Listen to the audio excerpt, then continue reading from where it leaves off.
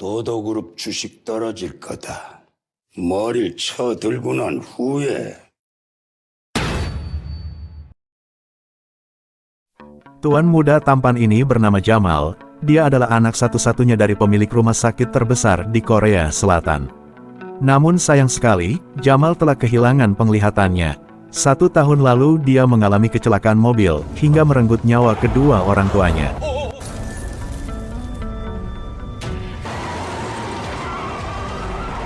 Dari musibah yang dialaminya, Jamal menjadi seseorang yang mudah emosi.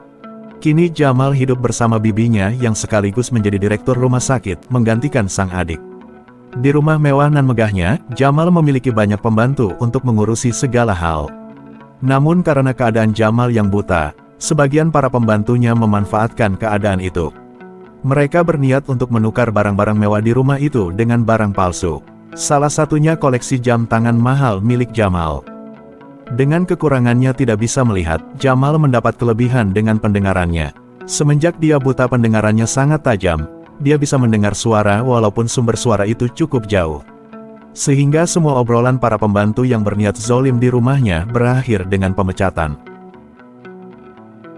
Suatu pagi bibinya yang bernama Erika, membawa seseorang yang ingin bekerja sebagai pembantu di rumah Jamal. Dia seorang gadis cantik yang bernama Ayu. Di sana Ayu memperkenalkan dirinya pada Jamal. Ketika mendengar suaranya, Jamal langsung mengenalinya. Ternyata Ayu pernah bertengkar dengan Jamal di rumah sakit. Waktu itu adiknya Ayu sedang dirawat di rumah sakit milik Jamal karena memiliki penyakit yang langka. Kebetulan Jamal bersama stafnya sedang berkunjung ke sana. Ketika Jamal sedang ke kamar mandi, dia dikagetkan oleh adik Ayu.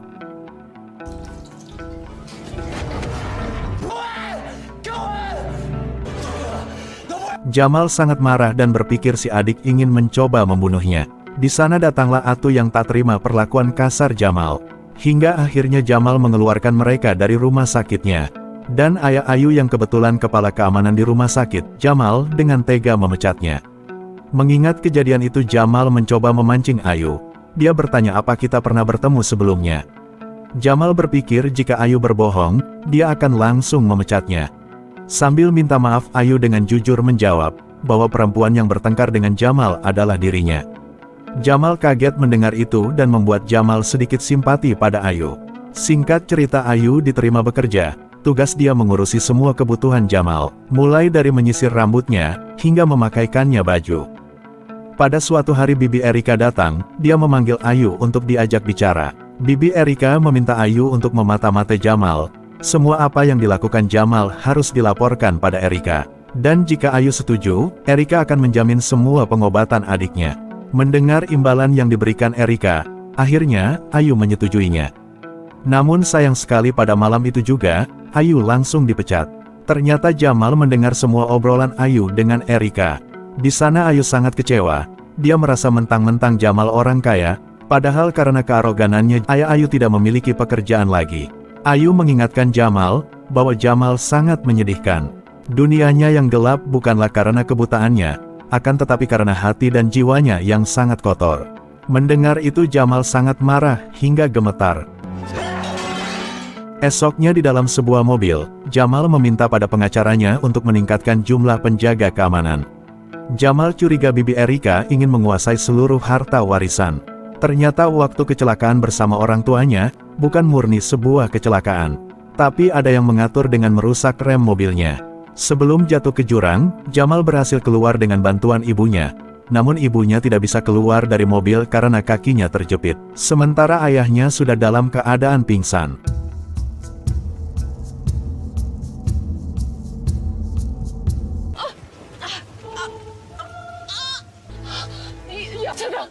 정신 차려.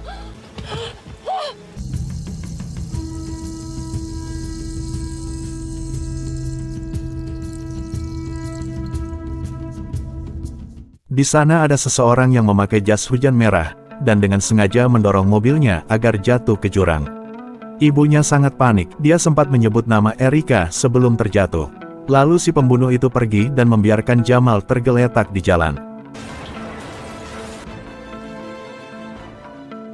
Ketika Jamal sedang beristirahat, ada sebuah panggilan telepon dari sekretaris bibinya.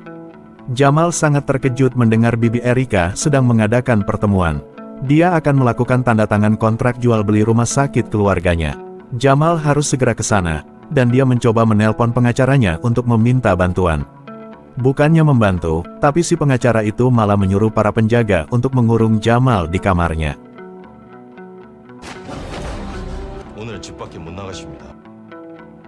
Di kamar Jamal tidak bisa diam saja.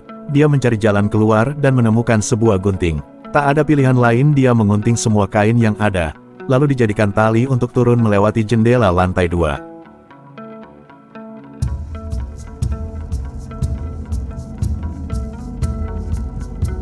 Untung dia selamat hingga akhirnya tiba di jalan raya. Dia berusaha melambai-lambaikan tangan untuk menghentikan taksi. Di sana ada Ayu mengendarai motornya melalui jalan itu. Dia berhenti untuk mengatakan bahwa sampai malam hari pun, kamu tidak akan bisa mendapatkan taksi di jalan ini. Tanpa memberikan respon, Jamal sibuk dengan teleponnya. Tak ingin merasa sakit hati lagi, Ayu pun segera pergi meninggalkannya. Belum jauh Ayu pergi, Jamal tak sengaja tergelincir dan hampir tertabrak sebuah mobil. Melihat kejadian itu, Ayu sangat tidak tega meninggalkan Jamal, dan memutuskan untuk membawa Jamal dengan sepeda motornya. Di atas motor, Jamal sangat ketakutan, karena belum pernah sama sekali naik sepeda motor. Ketika bannya melindas polisi tidur, spontan Jamal langsung memeluk Ayu dengan kuat. Dari kejadian itu Jamal tak menyangka, bahwa jantungnya berdetak lebih kencang. Di tempat lain, bibi Erika akan melakukan penandatanganan kontraknya. Tapi pada saat akan melakukan tanda tangan, tak dia sangka Jamal bersama Ayu datang. Jamal marah sambil berteriak. Dia mengingatkan bahwa kontrak tanpa persetujuannya tidak akan sah. Lalu mencabut hak bibi Erika sebagai direktur rumah sakit. Teriakan itu cukup menakutkan dan membuat pihak pembeli mundur. Di sana, Jamal langsung mempertanyakan semua apa yang dia curigai terhadap bibinya itu. Jamal berkata bahwa ibunya telah melihat pembunuhnya sebelum ibunya meninggal, dan ibunya itu memanggil nama Erika. Erika sangat terkejut karena waktu kejadian, dapat dipastikan dirinya sedang berada di rumah. 내가 지금 이러는 거 오해하는 거 같은데. Lalu sekretarisnya melaporkan bahwa yang mengurung Jamal adalah pengacaranya.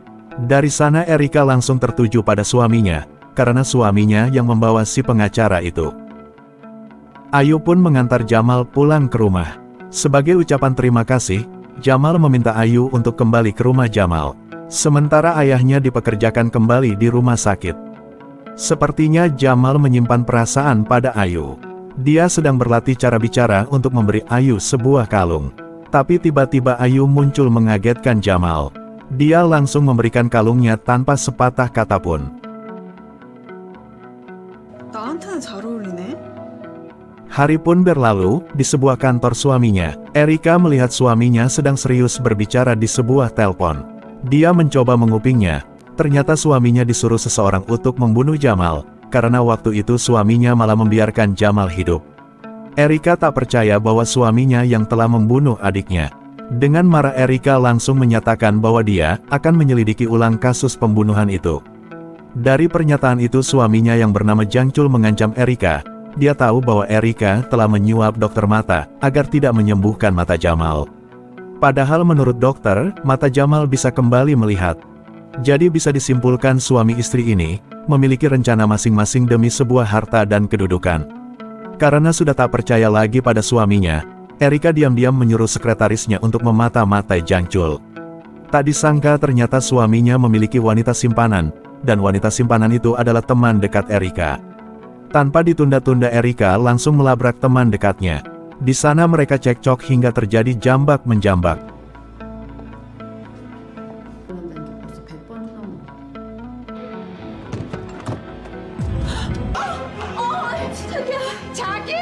Dan sampai pada saatnya, ketika mereka rebutan ponsel Erika terpeleset lalu jatuh dari tangga. Di sana Jangcul sangat kaget, namun ketika mau ditolong tak disangka Erika sudah tak bernyawa lagi. Dengan panik mayat Erika pun dimasukkan ke dalam bagasi mobil. Di sana Jangcul menyuruh orang kepercayaannya untuk membuang mayat Erika. Dia mengirim pesan pada Jamal melalui ponsel Erika, bahwa Erika sedang berlibur dan tidak mau diganggu untuk sementara waktu. Karena takut kejahatannya tercium oleh Jamal, Jang Chul segera menyuruh seseorang untuk membunuh Jamal. Lalu Jamal ditelepon oleh suruhan Jang Chul yang bernama Roy. Roy menyampaikan pada Jamal, bahwa dia mengetahui siapa pembunuh orang tuanya. Jamal sedikit ragu apa yang dikatakan Roy. Tetapi di sana Roy berhasil meyakinkan Jamal. Jamal disuruh datang ke laboratorium rumah sakit jika ingin mengetahui siapa pembunuh orang tuanya. Roy mengatakan jika sudah di laboratorium, Jamal akan menemukan sebuah jas hujan merah dan sebuah nomor rekening milik Roy guna untuk mentransfer sejumlah uang sebagai imbalan. Jamal akhirnya diantar Ayu pergi ke rumah sakit. Mereka langsung masuk ke ruang laboratorium. Di sana Ayu mencoba mencari jas hujan berwarna merah, tapi dia tidak bisa menemukannya. Jadi maksud Roy menyuruh datang ke laboratorium itu adalah arahan dari Jang Chul, yang mana di sana tersimpan sebuah virus mematikan hasil uji coba mendiang ibunya. Roy disuruh untuk menghancurkan virus itu di laboratorium untuk membunuh Jamal. Jamal dan Ayu pun mulai terpapar virusnya. Untung Jamal teringat sesuatu yang pernah dikatakan ibunya. Dulu sang ibu menyimpan vaksinnya di laboratorium tersebut. Namun dosis vaksin itu hanya bisa digunakan untuk satu orang. Mereka sangat kebingungan, dan Jamal memutuskan untuk memberikan vaksin itu pada Ayu. Di sana Ayu menolaknya dan langsung menyuntikkan vaksin tersebut pada Jamal.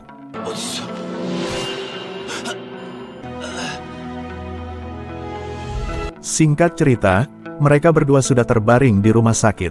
Jamal selamat, sementara Ayu diberi vaksin hasil ekstrak dari darah Jamal. Tapi dia masih belum sadar. Di sana Jamal langsung ditemui pamannya. Jang Chul memberitahukan bahwa polisi sudah menunggu di balik pintu kamarnya. Jamal bingung apa maksud dari perkataan pamannya. Sambil marah Jang Chul menuduh Jamal bahwa dia yang telah membunuh istrinya. Ternyata si Roy menyerahkan diri pada polisi. Dia mengaku bahwa dirinya disuruh Jamal untuk membunuh istri Jang Chul. Motifnya karena Jamal ingin balas dendam atas kematian orang tuanya. Dari pengakuan si Roy, Jamal dengan pasrah harus masuk penjara.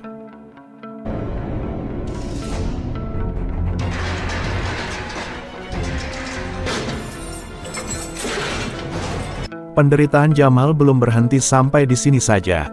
Jang Chul masih ingin Jamal mati dan kembali menyuruh Roy untuk membunuhnya. Ketika mereka sedang berbisik-bisik mengatur rencana, Jamal mendengarnya dan berhasil selamat dari percobaan pembunuhan tersebut.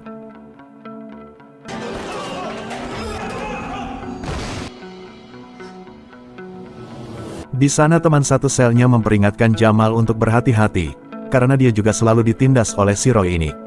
Daripada dibunuh, Jamal punya rencana dan meminta bantuan pada temannya itu. Jamal diarahkan ke kamar mandi lalu masuk di mana si Roy sedang buang hajat. Jamal pura-pura terlihat sedang digantung oleh si Roy.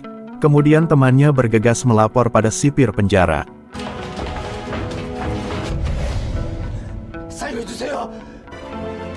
이걸로 지금 나 죽이겠다고?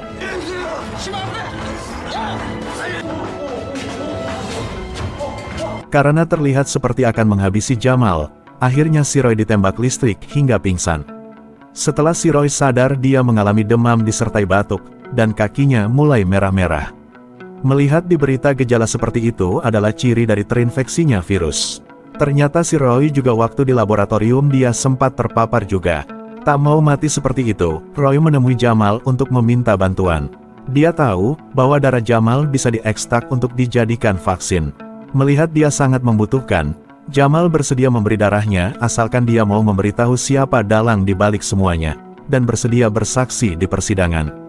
Jamal sangat kaget ketika mendengar nama pamannya sendiri yang diucapkan si Roy. Akhirnya mereka berdua dibawa ke rumah sakit untuk menyelamatkan Roy. Namun di perjalanan tubuh Roy sudah tidak kuat lagi menahan virusnya.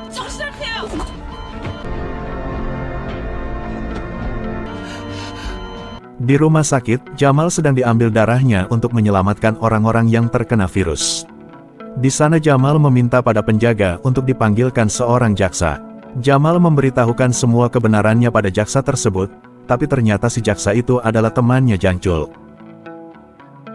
무슨 일을 저지를지 몰라.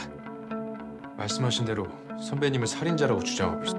Karena kejahatannya sudah diketahui, Jang Chul meminta pada jaksa untuk segera memasukkan Jamal ke rumah sakit jiwa. Hingga pada malam hari, ada seseorang yang menculik Jamal. Ternyata dia adalah sekretaris almarhum Bibi Erika yang bernama Mauza. Di saat bersamaan Jangcul datang dan berpapasan dengan Mauza yang sedang membawa Jamal. Dia langsung melihat kamar Jamal, yang ternyata Jamal sudah tidak ada. Jangcul pun langsung melaporkannya pada polisi.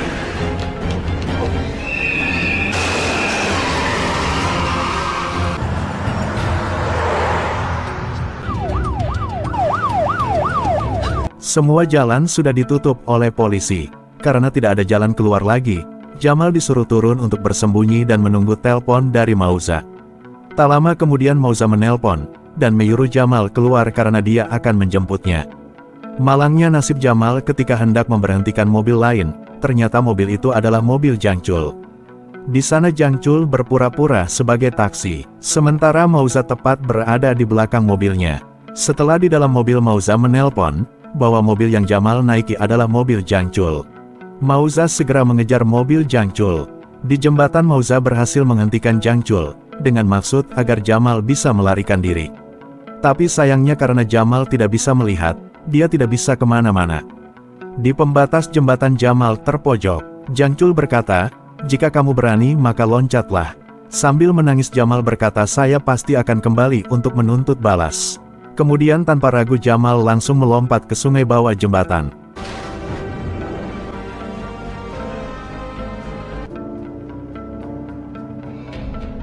Pagi-pagi Jamal berhasil selamat dan kelelahan.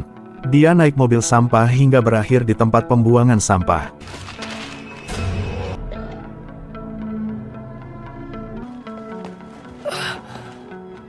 Singkat cerita Jamal sudah sangat berantakan. Dia menjadi gelandangan dan mengemis dengan cara memainkan harmonikanya. Suatu ketika Jamal bertabrakan bahu dengan seorang wanita yang sedang menelpon. Dari suaranya itu Jamal seperti mengenali wanita tersebut. Dan memang benar saja dia adalah Mauza. Jamal sangat senang sekali. Namun tak disangka Mauza malah menghindar, dan berkata bahwa Jamal telah salah orang. Bersama kekecewaannya Jamal pun pergi untuk mengamen dengan memainkan harmonikanya. Tak lama kemudian datang seorang bocil lalu berbisik pada Jamal.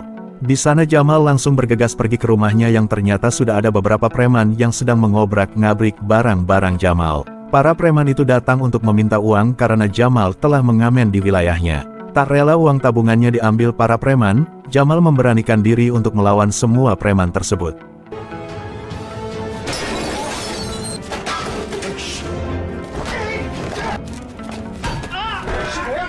Jamal dengan mudahnya mengalahkan mereka, dan berhasil kabur keluar, akan tetapi di luar tidak ada orang sama sekali. Walau harus kesakitan, Jamal terus melindungi uangnya. Alhamdulillah Jamal masih beruntung karena polisi datang. Ternyata yang melapor pada polisi tersebut adalah Mauza. Di sini Mauza telah bekerja dengan seseorang. Dia diperintahkan untuk menemukan Jamal. Karena dalam aliran darah Jamal ada vaksinnya. Mauza menyampaikan, jika Jamal bersedia darahnya diambil secara rutin, maka bosnya akan membantu Jamal untuk membalas dendam. Jamal akan bisa melihat lagi, dan menjadi seseorang yang takkan dikenali oleh siapapun dengan cara operasi plastik. Jamal juga akan disekolahkan di Amerika guna mendapatkan pendidikan yang bagus selama 5 tahun. Sementara di Korea banyak sekali terjadi perubahan. Mertua Jangcul telah menjadi anggota parlemen, sementara Jangcul sendiri menjadi manajer di Nyarita Studio Group, yaitu sebuah perusahaan terbesar di Korea Selatan yang mana pemiliknya adalah kakak ipar mertua Jangcul. Jangcul sengaja ditempatkan di situ oleh mertuanya, dengan tujuan untuk menguasai perusahaan tersebut. 도도그룹 주식 떨어질 거다. 머리를 쳐들고 난 후에. Suatu hari Jangcul diperintahkan secara pribadi oleh istrinya sang bos. Dia disuruh ke Amerika untuk menghancurkan anak dan istri simpanan bosnya. Dengan akal yang penuh ide busuknya, Jangcul pergi ke Amerika dan berhasil menjebak simpanan bosnya hingga masuk penjara. Sementara anaknya yang bernama Simon, Jangcul sekolahkan dan berniat dijadikan senjata ampuh untuk menghancurkan bosnya sendiri. 절대 찾을 일도 없을 거고. 나한테 이런 이유가 뭐야? 네 안에 있는 그 분노로 칼을 갈아. Singkat cerita 5 tahun telah berlalu, Jamal merubah namanya menjadi Jamil. Dia telah membereskan pendidikannya dengan sangat baik. Jamil sudah memiliki rencana dan dia akan pulang ke Korea Selatan. Dia berencana akan ikut ujian perekrutan karyawan baru di Nyarita Studio Group. Itu adalah rencana awalnya agar bisa mendekati Jang Chul. Ternyata Jang Chul juga mendaftarkan Simon sebagai langkah awal dari rencana besarnya itu. Kemudian Jamil keluar dari mobil untuk mengikuti ujian. Ketika mau berjalan Jamil ditabrak oleh seorang wanita berkacamata. Bukannya minta maaf, wanita tersebut malah meminta ganti rugi karena bukunya terjatuh dan kena air. Di sana Jamil malah terdiam karena mendengar suaranya. Dia cukup yakin wanita itu adalah Ayu. Belum sempat mengucapkan sesuatu, Simon malah datang dan memanggil Ayu dengan nama Sabia. Simon kenal dengan Sabia karena sehari sebelumnya, Simon menginap di sebuah penginapan di mana Sabia bekerja. Pertemuan mereka cukup membuat Sabia sedikit marah. 야, 너 뭐해, 이 자식아! 안 보이냐, 이거? 총무잖아. 내가 고시원에서는 총무지. 오랜만에 한국에 왔더니 Tak lama kemudian mereka sudah berada di dalam ruangan. Mereka sedang mengerjakan soal ujiannya. Di sana Sabia terlihat sangat tegang. Dia sangat kesulitan untuk menjawab soal-soal ujiannya. Sementara Jamil cukup tenang dan terlihat mudah untuk mengerjakannya. Saat mau menyerahkan jawabannya, Simon juga berdiri. Dia bisa secepat itu karena dia mendapat kunci jawabannya dari Jang Chul. Dengan begini Jamil akan kesulitan untuk bisa diterima di Nyarita Studio. Nilai sementara pun diumumkan, yang mana Simon mendapat nilai paling tinggi dan Jamil berada tepat di bawahnya. Lain dengan Sabia, dia berada di urutan paling akhir. Kemudian selanjutnya akan memasuki tahap wawancara. Namun bukan wawancara biasa, mereka akan diwawancarai dengan dipasangi alat pendeteksi kebohongan. Jelas Jamil dan Simon kaget, karena mereka berdua ada tujuan lain untuk masuk ke perusahaan tersebut. Pertama yang diwawancarai adalah Simon, di sana Jang Chul terlihat tegang. Jang Chul takut Simon salah dalam menjawab. Di sana anak pemilik perusahaan yang bernama Boy, bertanya tentang apa motivasi Simon ingin bekerja di perusahaan ayahnya. Simon menjawab bahwa dia ingin sukses, agar dia bisa membalas dendam pada ayahnya. Tak disangka jawaban Simon membuat Boy sangat senang. 내가 봤을 땐 딱 또라이인데. Setelah Simon giliran Sabia yang akan diwawancarai, di sana Sabia tidak kesulitan menjawab jika dibandingkan dengan ujian tertulis. Lalu tibalah giliran Jamil yang mana ketika diajukan pertanyaan yang sama seperti Simon, Jamil hampir tidak bisa menahan emosinya yang membuat grafik pendeteksi sedikit naik. Tapi untungnya Jamil bisa menjawab dengan tenang, bahwa bekerja di Nyarita Studio Group adalah mimpinya sewaktu dia tinggal di Korea, dan sekarang dia ingin mewujudkannya. Setelah beberapa hari, pengumuman yang akan melanjutkan ke tahap berikutnya pun telah diumumkan. Tak menyangka dengan nilai ujian tulis paling rendah, Sabia bisa ikut melanjutkan. Juga untuk Simon dan Jamil sudah pasti dia ikut. Dari mulai tahap ini, mereka akan tinggal di sebuah asrama hingga terpilihnya siapa yang terbaik di antara mereka. Yang terbaik ini akan mendapatkan 2 miliar, serta akan bekerja bergabung dengan agen bayangan. Yang mana tugas agen bayangan ini mengelola rahasia-rahasia perusahaan, dan menjadi mata-mata di perusahaan lawan. Inilah yang ditargetkan oleh Jamil jika ingin mendekati Jang Chul, karena yang dibawahi Jang Chul adalah agen bayangan ini. Mulai dari tahap ini mereka akan diawasi oleh Pak Hakim. Sedikit tentang Pak Hakim, dia adalah karyawan yang sudah 20 tahun mengabdi di perusahaan Nyarita Studio Group namun tidak pernah naik jabatan. Di hari pertama mereka harus bangun tepat waktu. Nyarita Studio menginginkan semua orang yang bergabung adalah orang-orang yang memiliki kemauan kuat, disiplin, pantang menyerah. Untuk mewujudkannya mereka dilatih layaknya militer. Dilihat dari segi fisik, Jamil lebih kuat daripada Simon. Sementara Sabia, dia sangat kacau. Untuk melakukan push-up saja sekalipun dia tidak bisa mengangkat badannya. Karena fisik Jamil yang lebih kuat daripada Simon, tak tinggal diam Jang Chul langsung menggunakan cara liciknya untuk mengeliminasi Jamil. Dia menyimpan sebuah pena di dalam koper Jamil yang ternyata pena itu adalah sebuah alat penyadap yang memiliki kamera. Jang Chul menuduh Jamil sebagai mata-mata dari perusahaan lain dan Jamil langsung dibawa untuk diinterogasi.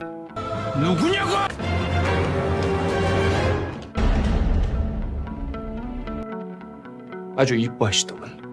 무슨 관계지? 방금 제 소속을 물으셨지 않습니까?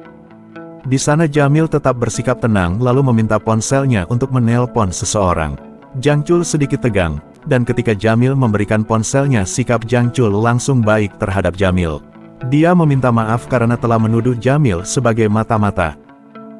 아니라서 다행이야. 의심 걷어주셔서. Ternyata yang ditelepon Jamil adalah istri dari pemilik Nyarita Studio Group yang sebelumnya sudah didekati Mauza hingga menjadi teman baiknya.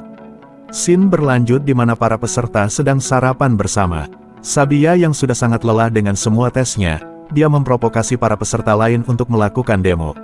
Semua para peserta tidak menanggapinya karena di belakang Sabia ada Pak Hakim yang sedang mendengarkan semua ocehannya. Dengan santainya Pak Hakim memberi sebuah opsi pada Sabia. Jika memang tidak sanggup silahkan saja mengundurkan diri. Tak bisa berkata apa-apa lagi, Sabia pun menjawab ingin terus lanjut. Karena itu setiap malam di mana waktunya untuk tidur, Sabia terus fokus belajar. Tes pun kembali dimulai, mereka diminta untuk memasak apa saja yang bisa mereka sajikan. Mereka dipersilahkan memilih teman untuk dijadikan tim memasaknya. Jamil dengan cepat memilih wanita yang menurutnya memiliki kemampuan memasak. Lain dengan Sabia, mereka tidak berniat untuk memilihnya. Dan dengan terpaksa Simon pun menjadi timnya Sabia, karena tidak ada pilihan lain lagi. Kompetisi segera dimulai, ternyata Jamil salah memilih orang. Wanita yang dipilihnya itu hanya bisa memasak mie instan saja, untuk memotong bawang pun dia tidak bisa. Sementara tim Sabia terlihat percaya diri dengan apa yang mereka hidangkan. Waktu memasak telah berakhir, dan sekarang Pak Hakim bersama anak buahnya mulai melakukan penilaian. Ketika mencicipi pasakan tim Jamil, anak buah Pak Hakim berkata bahwa makanan ini bukan untuk manusia. Sementara untuk pasakan tim Sabia, mereka sangat menyukainya. Sehingga dapat dipastikan untuk tes memasak ini, tim Sabia mendapatkan nilai tertinggi.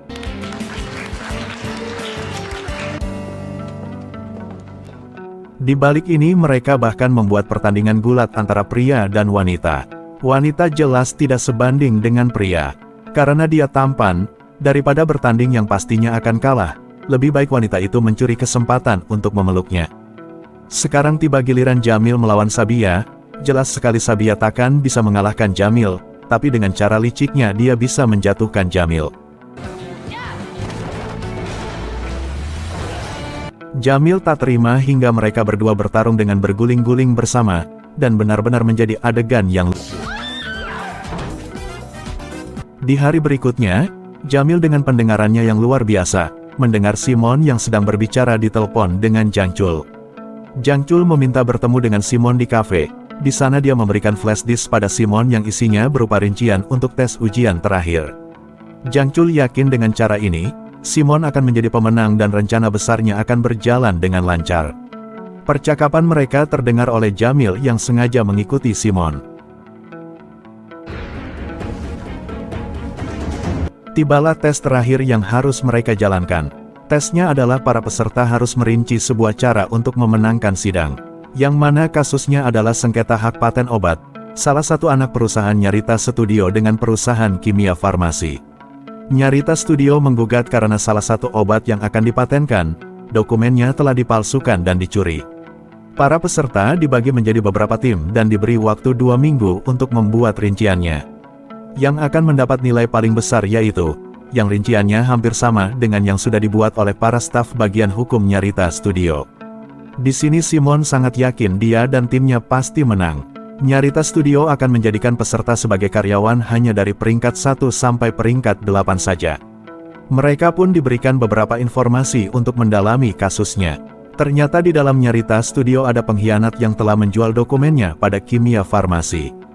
Dan yang menjadi permasalahannya, si pengkhianat itu dikabarkan telah mati karena kecelakaan mobil. Sehingga kesempatan dalam memenangkan sidang cukup sulit. Melihat itu Jamil dan Sabia merasa curiga dengan kematiannya, karena mayat si pengkhianat tidak ditemukan dan dikabarkan telah hanyut ke sungai. Jamil mencoba mempraktekkan kecelakaan mobil itu sesuai dengan kronologisnya, hingga sampai di lokasi kecelakaan.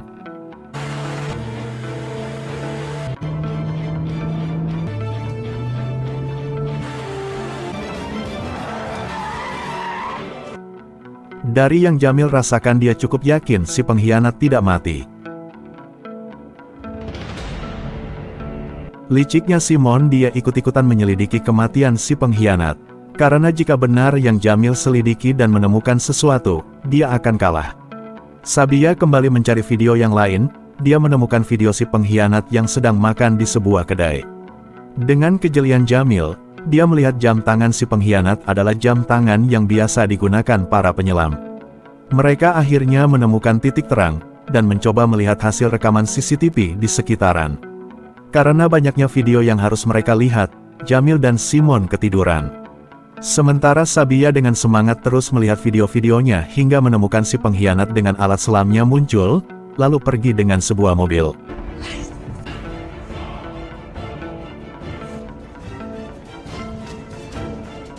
Sabia pun pergi ke kantor polisi seorang diri, meminta melacak mobil yang digunakan si pengkhianat. Sementara Jamil dan Simon masih tidur dengan nyenyak dan dibangunkan oleh Mira, salah satu timnya Jamil. Mereka tahu, Sabia mendapatkan sesuatu dan langsung menyusulnya.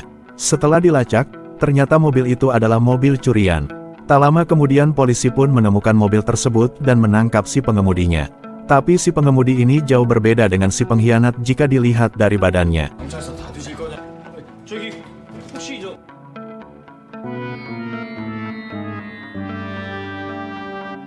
Sidik jarinya tidak terbaca karena dia mengaku sebagai kuli bangunan, dan sidik jarinya sudah rusak. Melihat itu Simon sedikit senang karena tim Jamil tidak menemukan sesuatu untuk membuat rincian. Rincian Jamil baru setengah jalan, dan mereka harus segera mengumpulkan laporan rinciannya karena waktu 2 minggu telah berlalu. Pengambilan nilai pun telah dilakukan, tim Simon mendapat nilai paling besar, sementara tim Jamil tidak memiliki nilai sama sekali. Jangcul dengan semangatnya langsung mengumumkan dan mengucapkan selamat pada Simon yang telah mendapatkan nilai paling tinggi. Namun hal itu langsung ditahan oleh Pak Hakim. Pak Hakim akan mengumumkan pemenangnya tepat setelah putusan sidang dibacakan. Ternyata dia melakukan itu karena Jamil telah memberikan informasi bahwa Simon dari awal telah dibantu oleh Jangcul. Di sana Sabia tidak putus asa, dia terus mencari cara agar bisa mendapatkan si pengkhianatnya, sampai-sampai dia begadang di kantor polisi. Melihat semangat dan kegigihan Sabia yang luar biasa, Jamil mulai menyukainya. Dia pun termotivasi dan ikut menemani Sabia di kantor polisi. 얼굴 막 이렇게 만지고 막 이러는 거야? 그런 걸... 뭐 공포 영화 찍냐? Penasaran dengan si pengemudi, Jamil mencoba menginterogasinya. Jamil sedikit curiga karena si pengemudi terlihat gelisah dan tidak bisa tidur. Jamil meminta pada polisi untuk melacak semua panggilan teleponnya. 내역 뽑을 수 있죠. 물론이죠. 금방 돼요. 큰일이네. 목소리 주문만 갖고는. Sementara di tempat lain sidang sedang berlangsung. Jangcul sebagai penasehat hukum Nyarita Studio Group, tidak punya cukup bukti, dan kemungkinan besar Nyarita Studio Group akan kalah. Namun di detik-detik terakhir pembacaan putusan, Jamil bersama timnya membawa si pengemudi mobil itu, dan menyampaikan bahwa dia adalah pengkhianatnya sambil memberikan sebuah ponsel pada Jangcul. Jangcul pun tak menyia-nyiakannya, dia mencoba menghubungi nomor telepon yang ada di ponsel tersebut. Ternyata panggilannya tersambung pada telepon pengacara kimia farmasi. Si pengacara sempat mengelak, bahwa dia tidak mengenal orang yang dibawa Jamil. Namun ketika Jangcul membacakan pesan di ponselnya, semua terbukti jelas bahwa si pengemudi adalah si pengkhianat yang telah dianggap mati. Mendengar itu, si pengkhianat merasa tidak mengirim pesan. Tapi itu sudah jelas dari ponselnya dan hakim tidak menggubrisnya. Sidang pun berakhir dan dimenangkan oleh Nyarita Studio Group berkat Jamil dan timnya. Di sini mulai terlihat kejeniusan Jamil, ternyata memang benar si pengkhianat tidak mengirim pesan. Yang mengirim pesan adalah Jamil ke beberapa nomor telepon yang sebelumnya telah melakukan panggilan.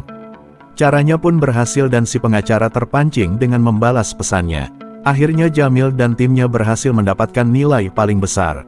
Dengan tambahan nilai yang sebelumnya, Jamil berhasil mendapat peringkat pertama dan menjadi pemenangnya. Mereka berdelapan termasuk Simon resmi menjadi karyawan Nyarita Studio Group.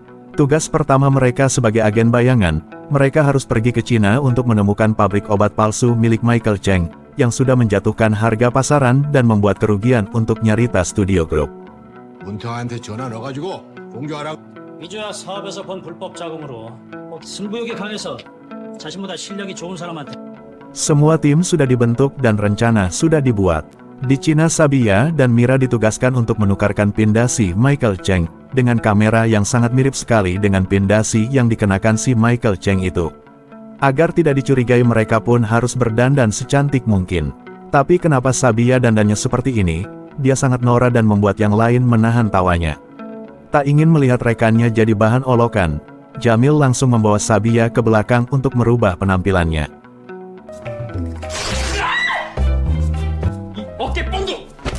그래도 이게 얼마짜리 옷인데.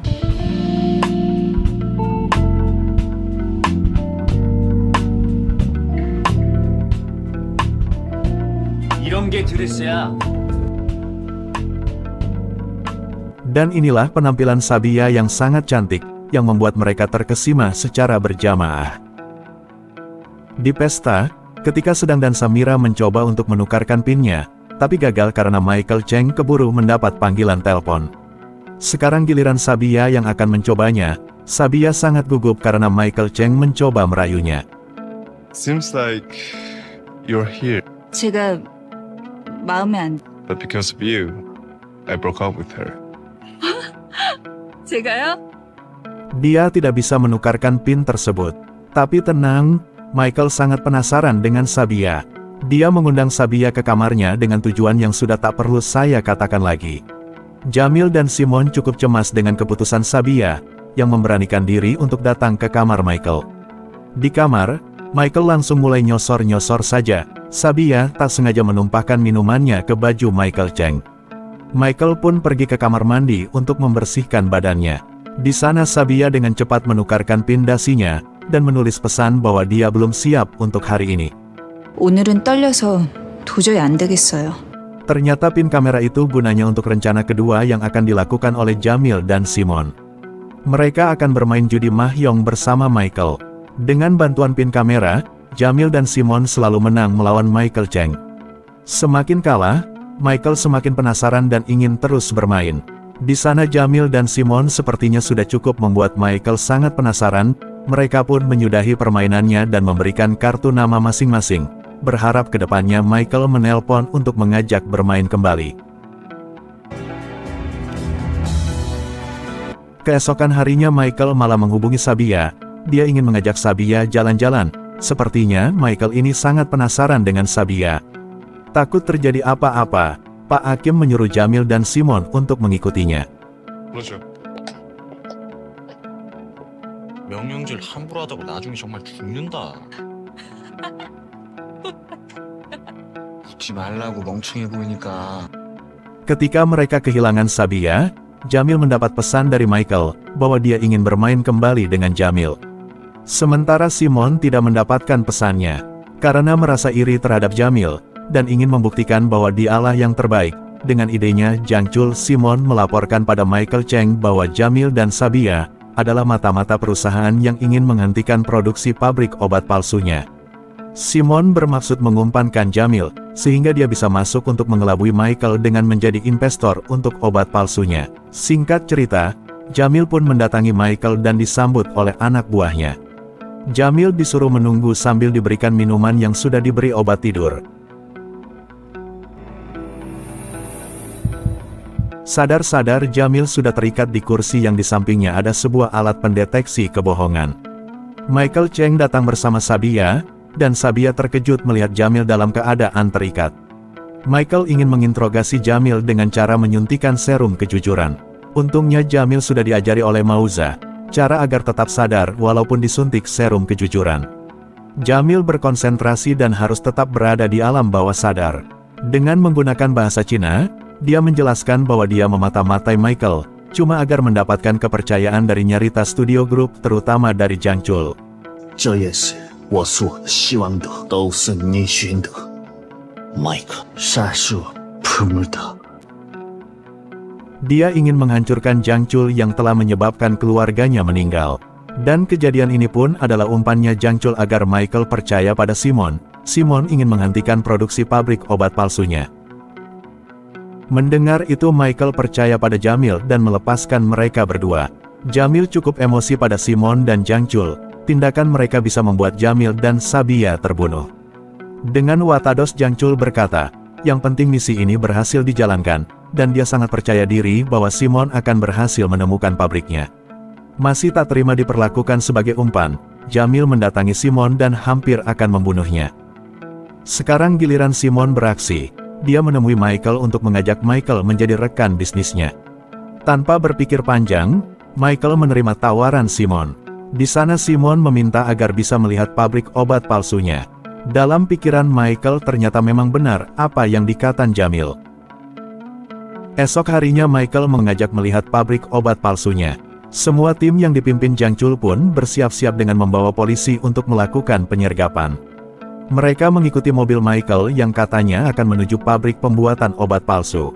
Michael mengajak Simon masuk untuk melihat pabriknya. Tapi ternyata di dalam tidak ada apa-apa. Jang Chul bersama polisi dan timnya sudah terlanjur masuk. Di dalam, mereka semua malah ditangkap oleh para polisi yang dibawanya, karena para polisi itu sudah bersekongkol dengan Michael. Di sana Michael melarang polisi untuk menahan Jamil. Di sela-sela itu Jamil mengambil kesempatan untuk menelpon Sabia. Dia menyuruh Sabia untuk segera pergi dari hotel, karena hotel itu akan segera disergap oleh polisi. Akhirnya selain mereka bertiga, semua tim Nyarita Studio Group ditahan atas tuduhan membawa banyak uang palsu. Di tempat lain Jamil sedang melanjutkan obrolannya dengan Michael. Di sana anak buah Michael melaporkan bahwa Jang Chul ingin berbicara dengan Jamil. Mendengar itu Michael menyuruh Jamil untuk segera menemui Jang Chul, agar dia bisa mengetahui benar tidaknya apa yang dikatakan Jamil. Di tempat interogasi, Jamil sudah berhadapan dengan Jang Chul. Di sana ada Michael sedang menyimaknya di balik kaca ruangan tersebut. Jamil tidak bodoh, dia tahu Michael pasti sedang menyimaknya. Jamil pun membicarakan kembali tentang pembunuhan yang dilakukan Jang Chul. Namun pembunuhan itu bukan pembunuhan orang tua Jamil, melainkan pembunuhan salah satu karyawan Nyarita Studio yang entah siapa pembunuhnya. Mendengar semua hal yang diucapkan Jamil, Jang Chul dengan cepat memahami kemana arah dan maksudnya Jamil.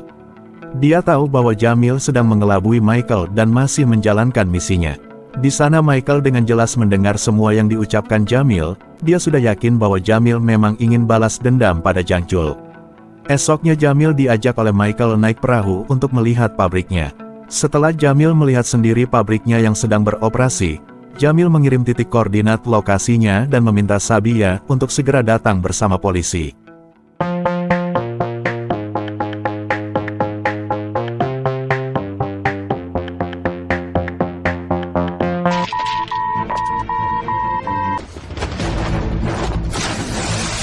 Setelah tiba di kapal, para polisi langsung menangkap semua anak buah Michael dengan mudah, tapi tidak untuk Michael.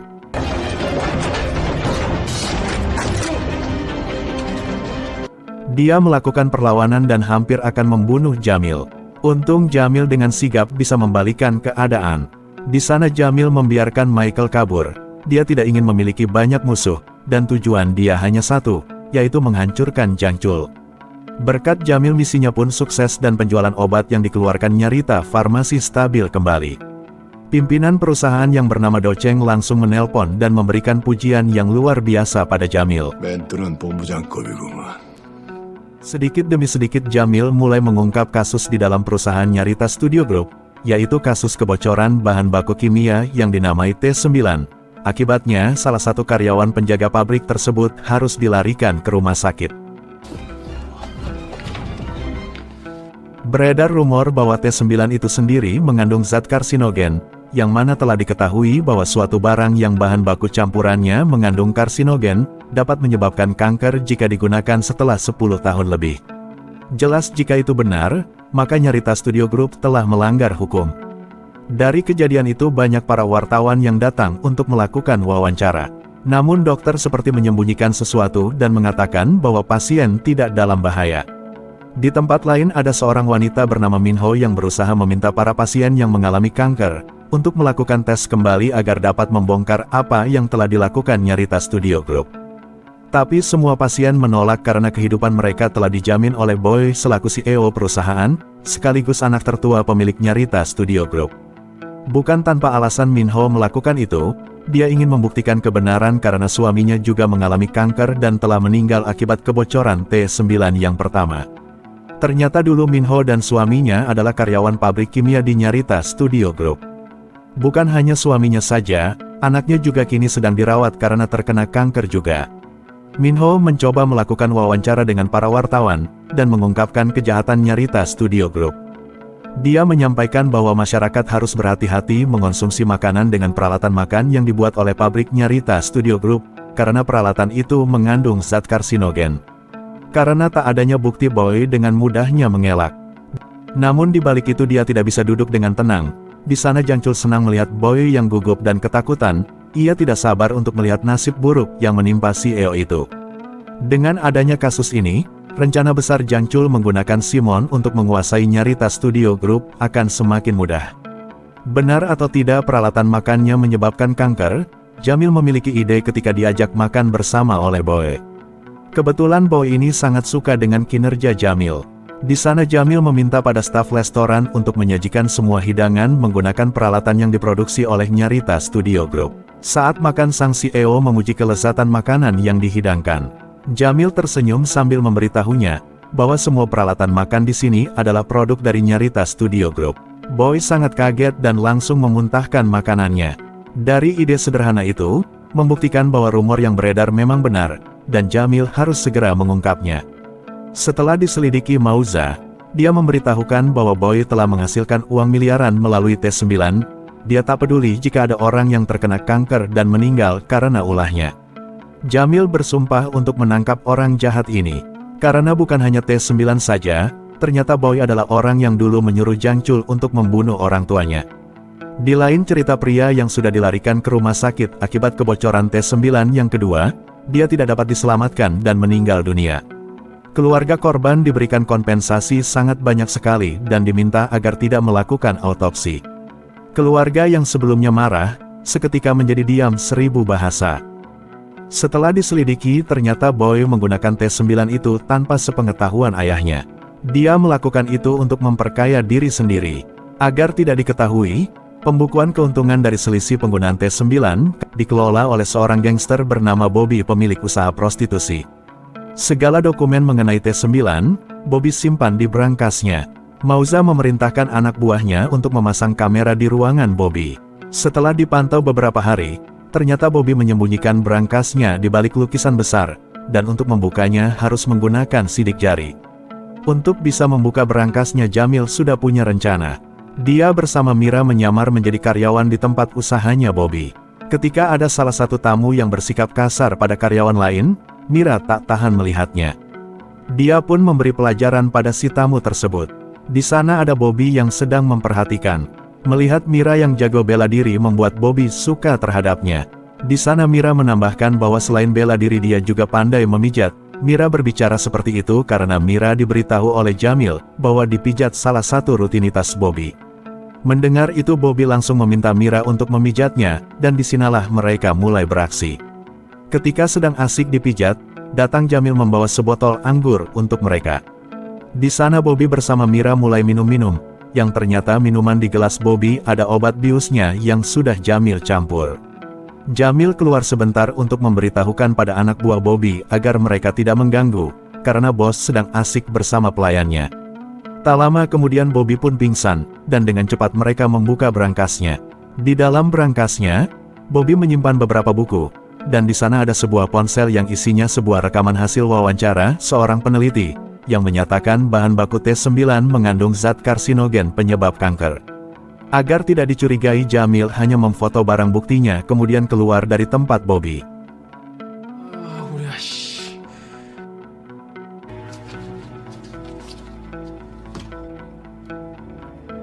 Ternyata Jang Chul sudah mencurigai Jamil dan dia membuntutinya. Di perjalanan Jamil baru sadar bahwa dia sedang diikuti oleh Jang Chul. Dengan pintarnya Jamil langsung menuju rumah Jang Chul bermaksud dia akan memberikan bukti kejahatan Boy pada Jang Chul. 모두 다 공범입니다. 문태광을 놔두고 우리 어떻게 쓰이든 전 상관없습니다. 도강우 사장 비자금 현황입니다. Sementara Jamil telah berhasil mendekati Jang Chul percaya bahwa Jamil sudah berada di pihaknya. Sekarang waktunya penyergapan ke kantor Bobby oleh jaksa, yang sudah diatur Jang Chul. Di kantor Bobby, para petugas langsung menggeledah dan meminta Bobby untuk segera membuka berangkasnya. Namun setelah berangkas dibuka ternyata bukti-buktinya sudah dipindahkan. Di sana Bobby langsung melarikan diri, dan diselamatkan oleh Jamil. Dari kejadian itu Bobby diberitahu oleh Jamil bahwa yang mengkhianati Boy dan dirinya adalah Jang Chul. Di sana Bobby merasa terbantu sekali oleh Jamil. Padahal Jamil melakukan itu agar dia bisa tahu di mana barang buktinya disembunyikan. Ternyata barang buktinya Bobby titipkan pada sebuah ekspedisi, dan untuk mengambilnya, dia tinggal menelpon kurir untuk mengirimkannya pada Bobby. Sebelum melarikan diri ke luar negeri, Bobby menyuruh anak buahnya untuk menculik Jang Chul.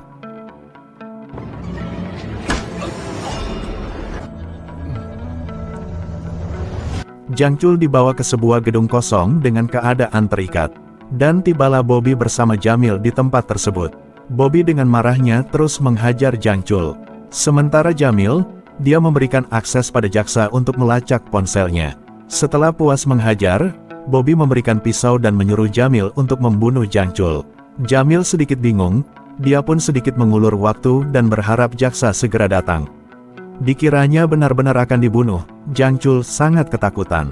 Ternyata Jamil tidak menusukkan pisaunya, di saat itu beruntung jaksa datang tepat waktu. Bobby dan anak buahnya pun ditangkap. Tak lama kemudian, kurir yang sebelumnya sudah ditelepon Bobby, datang memberikan paket berupa sebuah ponsel barang bukti. Akhirnya Boy ditangkap di kantornya.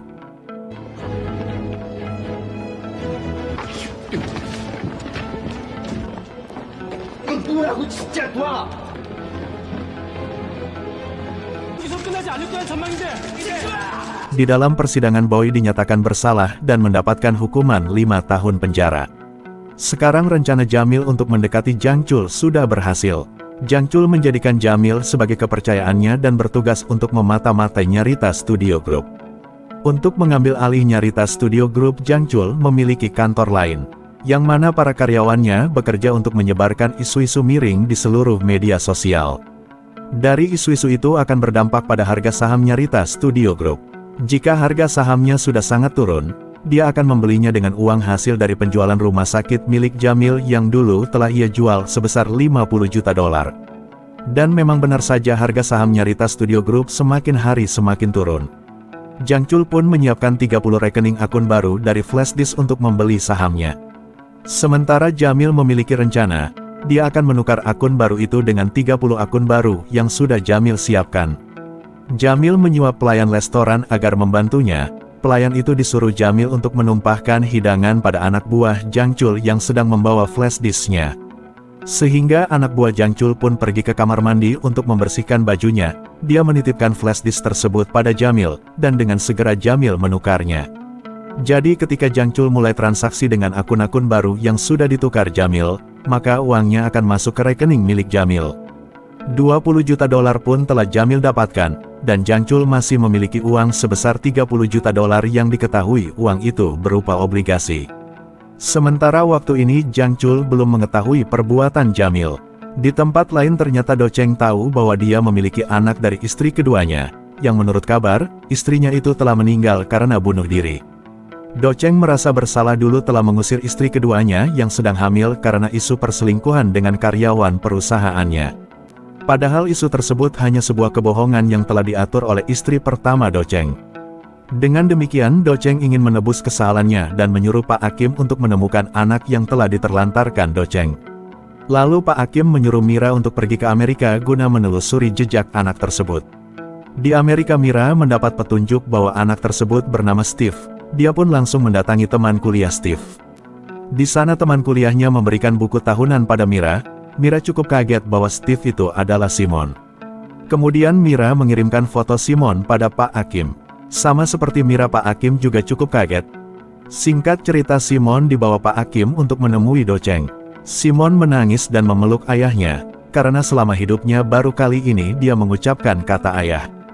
Do Cheng berkata, untuk sementara waktu ini Simon bekerja seperti biasa sebelum dia menemukan posisi yang pantas untuk Simon. Ketika mereka sedang makan, ada sebuah panggilan pada Do Cheng, yang ternyata panggilan itu dari Jamil. Jamil meminta pada Do Cheng untuk segera menemuinya di sebuah gereja, dengan catatan Do Cheng harus datang seorang diri. Jamil melakukan itu karena di Nyarita Studio Group sudah terkontaminasi dengan pengkhianat.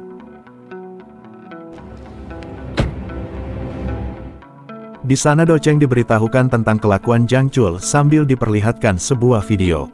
Tak lupa Jamil juga menyarankan pada Do Cheng untuk berhati-hati pada Simon, karena Simon masuk ke Nyarita Studio Group dibawa oleh Jang Chul. Di tempat lain anak buah Mauza menculik tangan kanan Jang Chul atas perintah Jamil. Esok hari pun tiba, Jang Chul sadar bahwa uangnya untuk membeli saham Nyarita Studio Group telah dicuri. Di sana Jamil memberitahukan bahwa tangan kanan Jang Chul menghilang, dan besar kemungkinan dia telah berkhianat pada Jang Chul. 전화기가 꺼져 있습니다. 딜러들 다 대기시켜. 네, 성. 중동이 그놈 배신할 놈이 아니야. Tak putus asa, Jang Chul pergi bersama Jamil untuk menukarkan obligasinya. Takut rencana Jang Chul membeli saham berhasil, Jamil terpaksa menabrakkan mobilnya agar terjadi kecelakaan, dan meminta Mauza untuk mengambil obligasi yang dibawa Jang Chul. Tindakan berani Jamil itu membuat mereka berdua terluka parah dan harus dilarikan ke rumah sakit. Sedangkan pihak Nyarita Studio Group dapat kembali menaikkan harga saham perusahaannya. Tak sadar bahwa dirinya sudah kalah, Jang Chul terbangun dan langsung ingin membeli saham Nyarita Studio Group. Namun istrinya menyadarkan dia bahwa semuanya sudah terlambat. Obligasinya yang bernilai $30 juta itu sudah hilang, dan dia juga dipecat dari perusahaan Nyarita Studio Group. Tak tahan mendengar semua itu, dia sangat frustasi dan hampir gila. Di sisi lain Do Cheng bertemu Jamil di rumah sakit untuk berterima kasih secara langsung. Tapi dia sedikit ada pertanyaan kenapa Jamil sampai rela mempertaruhkan nyawanya untuk menyelamatkan Nyarita Studio Group. Di sana Jamil meminta tidak mempertanyakan hal itu. Dia hanya bilang bahwa dia memiliki dendam terhadap Jang Chul yang sudah lama ia simpan. Hari itu Jamil akan keluar dari rumah sakit. Dia pergi mendatangi Johnny adiknya Ayu untuk mengucapkan selamat tinggal. Tiba-tiba Jamil melihat kalung di leher Johnny dan merasa kalung itu tidak asing. Dia mencoba memegang kalung itu dengan mata tertutup dan merasakannya dengan hati. Dia sadar bahwa itu kalung yang dulu dia berikan kepada Ayu. Keyakinan Jamil diperkuat dengan Johnny memanggil-manggil nama Ayu. Jamil segera menelpon Sabia untuk memastikan. Ketika Sabia mau mengangkat teleponnya, Simon langsung menutup panggilannya dengan alasan tidak boleh ada panggilan selain urusan pekerjaan. 밤늦게 강비탄이 너한테 왜 전화하는? Jamil pun memberitahukan pada Mauza bahwa Sabia adalah Ayu yang selama ini mereka cari. Mauza memperingatkan Jamil agar tidak mempertanyakannya, karena itu akan membahayakan nyawa Sabia. Di sana Sabia menelpon balik pada Jamil. Jamil ingin menjemput Sabia, namun Sabia menolaknya dan dia akan pulang naik angkutan umum. Jamil tak memaksa, tapi dia menunggu di halte bis yang akan dilewati oleh bis yang dinaiki Sabia. Setiap ada bis yang lewat Jamil memperhatikan para penumpangnya. Dia menunggu cukup lama hingga akhirnya bis yang ditunggunya muncul. Terlihat Sabia duduk di kursi belakang sedang tertidur. Jamil menghampirinya dan menyandarkan kepala Sabia ke bahunya. Pada saat itu ternyata Simon mengikuti Sabia. Dia melihat di dalam bis Sabia bersama Jamil sedang duduk berdua, dan di sana terlihat Simon terbakar api cemburu. Pemberhentian terakhir pun telah sampai, mereka berdua turun dan berjalan kaki. Di sana Jamil mengungkapkan isi hatinya tapi tidak mempertanyakan bahwa Sabia ini adalah Ayu. Sabia bukannya menjawab, tapi dia malah memberitahukan bahwa dia harus merawat adiknya yang sedang sakit. Dia tidak mau menyusahkan Jamil terus-menerus, dengan segala kesulitan yang menimpanya. Padahal terlihat dari sorot matanya, Sabia juga menyukai Jamil. Di tempat lain Jae Kang, ayah mertua Jang Chul selaku anggota dewan mencoba melobi salah satu mantan jenderal korup bernama Tom Lee Ho, agar bisa mendanainya untuk mencalonkan sebagai presiden. Karena harapan dia pada menantunya sudah pupus, yang mana telah gagal mengambil alih Nyarita Studio Group. Jae Kang menjanjikan jika dia berhasil terpilih, maka bisnis Tom Lee Ho akan semakin lancar dan siapapun tidak akan ada yang bisa menyentuhnya.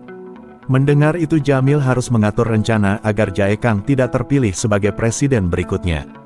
Karena jika Jae Kang terpilih, rencana balas dendam yang sebenarnya baru dimulai pada Jang Chul akan sangat sulit.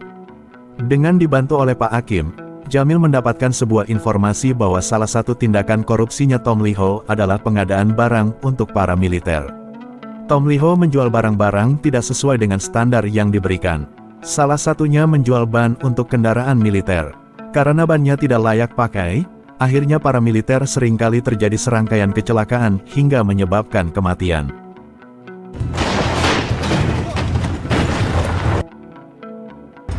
보시다시피 지금 사고 현장은 아비규환 인사, 유력 정치인들 간의 검은 커넥션이 있는 걸로 야, 이 일을 왜 하면 좋노? 남을 좀 자중하시는 게. 야, 자중하다가. 네. 다들 기다리고 계십니다.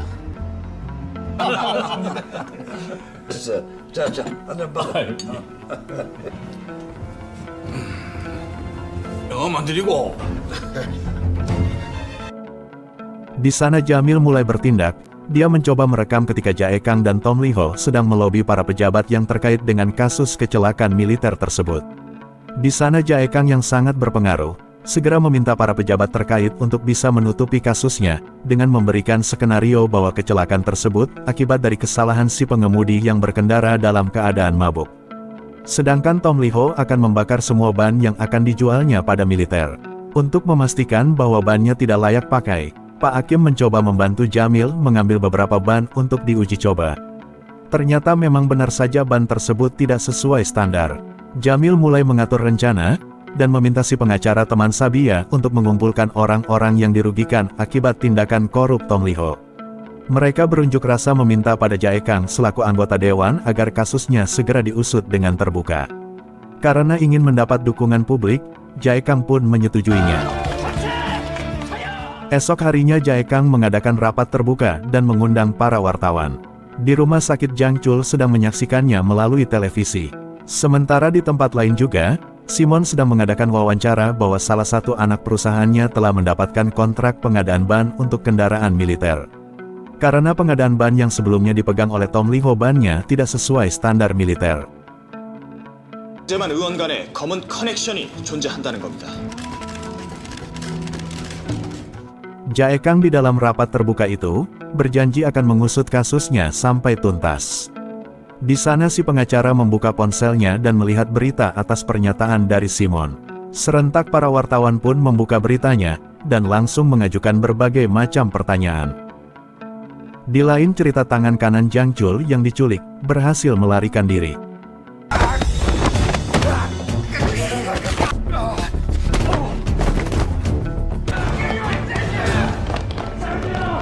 Jamil sedikit cemas karena dia tidak bisa ditemukan.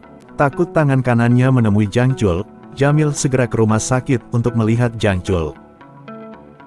Kembali ke Jae Kang, sebelum dia menjawab pertanyaan para wartawan, di belakangnya terlihat sebuah video dirinya yang sedang melobi para pejabat terkait, agar sepakat bahwa kasus kecelakaan itu adalah kesalahan dari pengemudinya karena mengemudi dalam keadaan mabuk.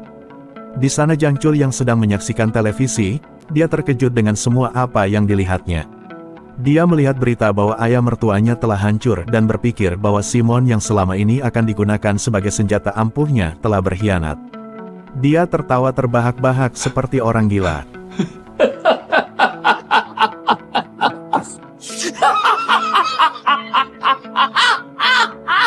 Untuk memastikan bahwa Jangchul benar-benar gila atau tidaknya, Jamil menyewa seseorang untuk merawat Jangchul.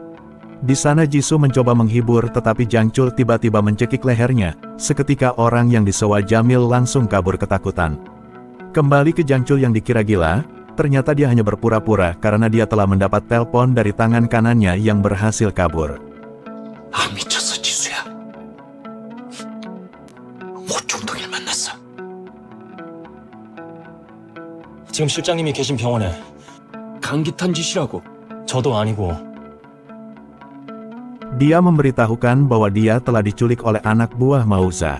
Karena Mauza dekat dengan Jamil, Jangchul menyuruh tangan kanannya untuk mencari tahu siapa Jamil sebenarnya.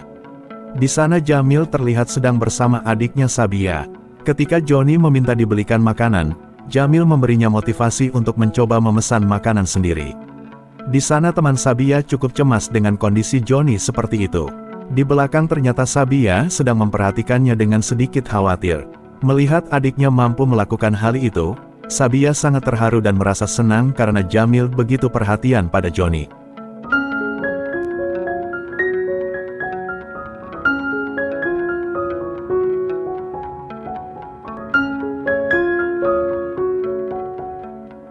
Tahu Sabia jago masak, Jamil mencoba meminta Sabia untuk memasak di rumahnya dan makan bersama. Di sana Jamil bertanya pada Sabia siapakah cinta pertamanya. Tanpa ragu Sabia menceritakan sosok si pria yang dicintainya. 엄청 잘생겼었어.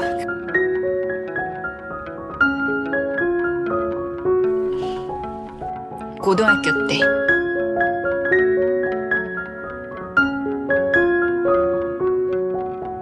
Mendengar ceritanya, Jamil begitu senang karena si pria tersebut adalah dirinya. Namun Jamil tak mampu mengungkapkannya karena takut nyawa Sabia terancam. Di jalan Jamil merasa dirinya sedang diikuti seseorang. Untuk mengetahui siapa yang mengikutinya, Jamil yang cerdas mencoba membuat CCTV dadakan dengan ponselnya. Ternyata dia adalah tangan kanan Jang Chul. Merasa telah dicurigai oleh Jang Chul, Jamil pun mendatanginya dan tanpa ragu dia langsung memanggil paman kepada Jang Chul. Dia berkata pada Jang Chul bahwa dia adalah Jamal. Tanpa terbawa suasana, di sana Jang Chul masih berpura-pura gila. Namun untuk Jamil, tanpa dia peduli apakah Jang Chul gila atau hanya pura-pura saja, hasilnya akan tetap sama. Di hari berikutnya, Mauza mendapat informasi bahwa vaksin yang satu-satunya berada dalam tubuh Jamil, baru berhasil dikembangkan oleh bosnya. Namun ada juga seorang profesor yang berhasil mengembangkan vaksin yang sama. Sehingga Mauza diperintahkan untuk membeli resep vaksin tersebut, dan jika gagal maka nyawa Mauza dan anak buahnya yang dipertaruhkan. Ternyata si bos tersebut adalah mafia lintas negara yang sangat berpengaruh di Cina. Mauza pun meminta bantuan pada Jamil untuk mendapatkan vaksinnya. Sebab Mauza sudah mencobanya dan si profesor menolak, karena si profesor memiliki dendam pribadi pada bosnya Mauza. Singkat cerita Jamil sudah memberikan penawarannya dalam sebuah amplop, dan ternyata Simon juga memberikan penawaran. Namun jeniusnya si Jamil ini, dia memberikan penawarannya hanya dengan sebuah kertas kosong dan pena. Yang artinya si profesor sesuka hati menulis berapapun harga resepnya, pasti akan Jamil bayar. 계약 조건 나더러 적으라는 의미. 뭐든 원하시는 대로 적으세요. Dengan begitu si profesor tak ada alasan untuk menolak tawaran Jamil.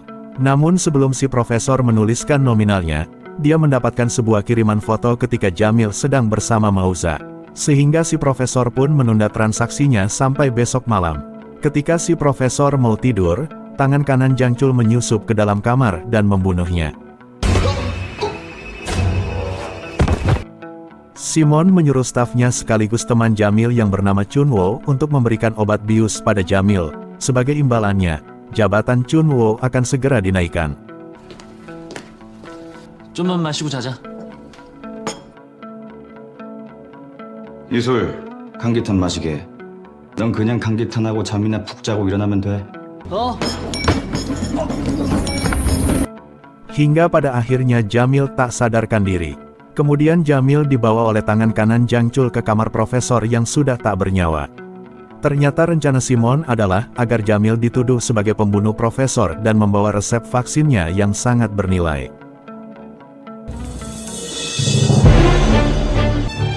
일어나셨습니까, 박사님?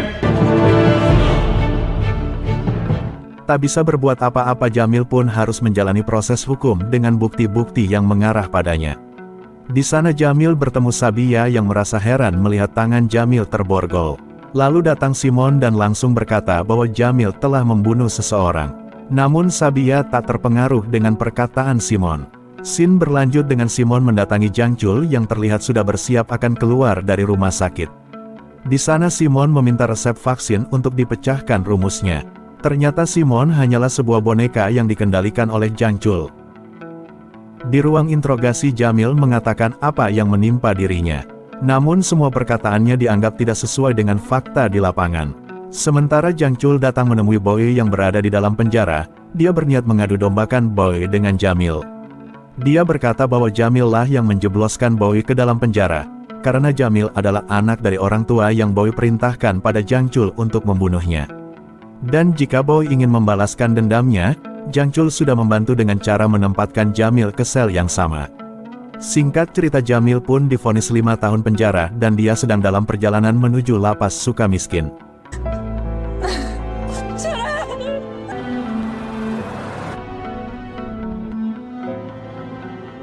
Kini Jamil benar-benar masuk ke dalam satu sel bersama Boy yang sudah menunggunya. Saat semua orang sudah terlelap, Boy dan antek-anteknya langsung menghajar Jamil habis-habisan. 이런 시간 당진 놈이 혹시나! Tak cuma malam itu saja Boy menghajar Jamil, tapi hampir setiap hari Jamil harus merasakan hingga bonyok-bonyok. Namun entah apa yang ada di pikirannya, Jamil sama sekali tidak melawan mereka. Scene berganti pada Sabia yang menemui Mauza. Di sana Sabia meminta pada Mauza untuk menjelaskan kejadian yang menimpa Jamil. Mauza memberitahukan bahwa Jamil dijebak oleh Simon, karena Jamil hampir mendapatkan resep vaksin dari profesor. Namun Simon hanyalah boneka yang dikendalikan oleh Jang Chul. Ternyata Sabia juga sudah tahu bahwa Jamil itu adalah Jamal. Karena tak mau kehilangan Jamal yang kedua kalinya, Sabia rela melakukan apa saja demi membebaskan Jamil. Di sana Mauza menjelaskan, jika resep vaksinnya bisa didapatkan maka bosnya akan membantu untuk membebaskan Jamil. Beberapa hari kemudian sang bos sudah tidak sabar ingin mendapatkan vaksinnya, yang dia kira berada di tangan Jamil. Untuk itu ia bekerja sama dengan Pak Intel yang merupakan salah satu anggota Badan Intelijen untuk mengeluarkan Jamil dari penjara. Kemudian Pak Intel menyuruh Mira agar segera mengeluarkan Jamil bagaimanapun caranya. Ternyata terungkap sebuah fakta bahwa Mira anggota intelijen juga. Di sana Mira mengira bahwa itu adalah perintah dari kesatuannya. Singkat cerita, para tahanan di sel Jamil mengalami sakit perut secara berjamaah, mereka pun segera menemui dokter untuk meminta obat. Namun untuk Jamil, dokter memberikan obat yang berbeda, yang mana efek obat itu membuat Jamil kejang-kejang sehingga harus dilarikan ke rumah sakit.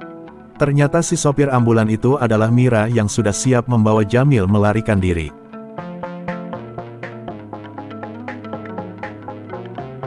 Ketika mau mengeluarkan Jamil, masker yang menutup sebagian wajahnya terbuka, sehingga Mira terekam oleh CCTV di dalam ambulan.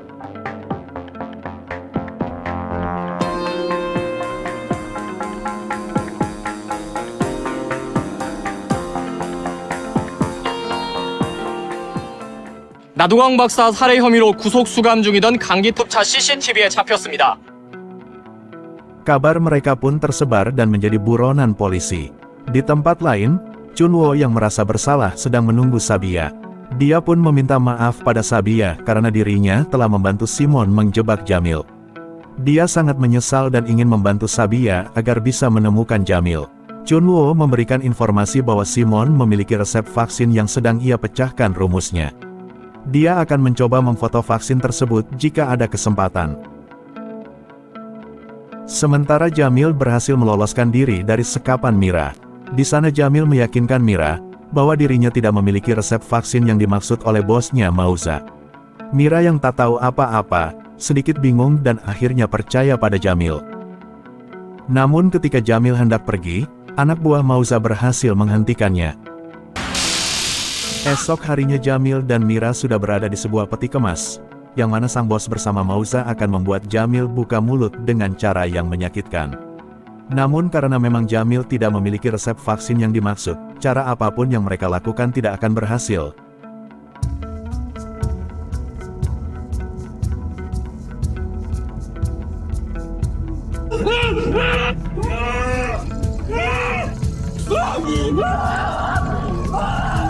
목숨이 위험했어도.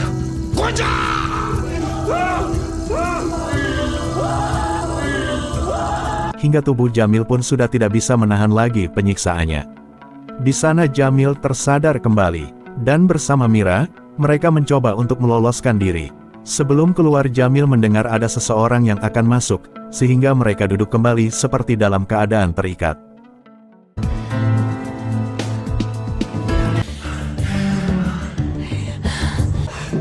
아직 다 풀지 마.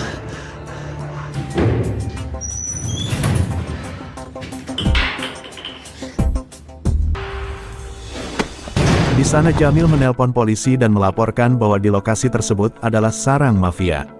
Di saat-saat mereka hampir tertangkap terdengarlah bunyi seperti ini. Mereka pun melaporkan pada bosnya bahwa Jamil telah meloloskan diri. Sang bos sangat kecewa dan meminta Pak Intel untuk menghubungi Mira karena Mira belum tahu bahwa Pak Intel adalah pengkhianat negara. Singkat cerita, Mira berpura-pura sepakat untuk bertemu, dan ternyata Pak Intel adalah informannya si Jang Chul. Setelah itu Jamil langsung mengabari Sabia bahwa dia sedang dalam pelarian. Tak kuasa menahan rindu yang mendalam, mereka pun bertemu di suatu tempat, yang mana Sabia sangat sedih melihat kondisi Jamil yang seperti itu. Ia berjanji akan berusaha menemukan resep vaksinnya agar bisa menyelamatkan Jamil. Di situ perasaan Jamil campur aduk karena melibatkan Sabia dengan semua ini. Akan tetapi Sabia bersikeras untuk membantu Jamil karena hanya dirinya lah orang yang bisa dipercaya. Di pertemuan itu, Jamil memanggil Sabia dengan nama aslinya. Pasti bisa kita bayangkan bagaimana perasaan mereka berdua karena telah memendam kerinduan yang sudah bertahun-tahun lamanya. Kini mereka dipertemukan kembali. Singkat cerita, Chunwo yang belum sempat memotret resep vaksinnya, dia baru tahu bahwa resep tersebut tidak bisa dipotret karena ada bahan khusus yang melapisinya. Mereka pun kebingungan dan hampir putus asa. Namun teman Sabia teringat bahwa Johnny memiliki kelebihan yang disebut ingatan fotografis yang artinya, dia bisa menggambar atau menulis kembali apa yang dilihatnya secara detail. Mereka pun langsung membawa Johnny ke kantor Simon. Sementara, Sunwo mengambil resep itu dan memiliki waktu beberapa menit untuk mengembalikannya. Di sana Johnny bersama yang lainnya sudah menunggu di depan pintu. Semua yang melihatnya sangat terkejut karena tidak membutuhkan waktu lama bagi Johnny untuk menyimpan di dalam ingatannya. Johnny pun langsung menggambar kembali apa yang sudah ia lihat. Sungguh menakjubkan karena tidak ada sedikit pun yang berbeda dari gambar aslinya. Di sana Sabia langsung memotretnya untuk dikirimkan pada Jamil. Jamil langsung menelpon Sabia untuk berterima kasih. Lalu Jamil berkata jika semuanya telah selesai, Jamil akan mengajak Sabia dan adiknya meninggalkan Korea menjalani kehidupan yang baru dan bahagia bersama. Kemudian Jamil langsung menemui Mauza dan meminta menyampaikan pada bosnya bahwa Jamil memiliki resep vaksin yang dia mau dan ingin bertemu secara langsung. Di rumah sakit Johnny yang sudah mengingat gambar resep vaksin dia malah terus menggambarnya. Di sana teman Sabia yang melihat itu langsung melarangnya. Karena dilarang, kertasnya pun Johnny sobek dan dia membuat pesawat dari kertas tersebut.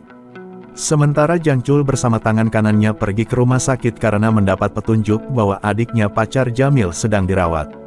Di halaman rumah sakit ternyata Johnny sedang main pesawat-pesawatan yang kebetulan mengenai badan Jang Chul. Ternyata kertas itu adalah sebagian dari gambar resep vaksinnya. Di sana Jang Chul menanyai beberapa hal pada Johnny. Dari jawaban Johnny membuat Jang Chul tahu bahwa pacarnya Jamil adalah Sabia. Menurut Jang Chul itu sangat berbahaya sebab Johnny memiliki kelebihan dengan ingatan fotografisnya. Dia pun berencana melenyapkan Johnny dengan tangannya sendiri. Di hari itu juga, ketika waktunya Johnny beristirahat, Jang Chul langsung memasuki kamar Johnny dan menyuntikkan sesuatu ke infusannya.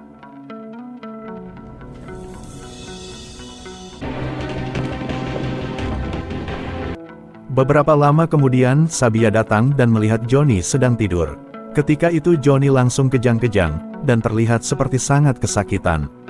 Di sana dokter mencoba memberi kejutan pada jantungnya, namun beberapa kali dicoba, Johnny tidak dapat tertolong lagi. Sabia tak kuasa menahan tangisnya, dan berusaha membangunkan Johnny yang sudah terbujur kaku. Namun apa daya, nasi sudah menjadi bubur, Johnny pun harus dimakamkan.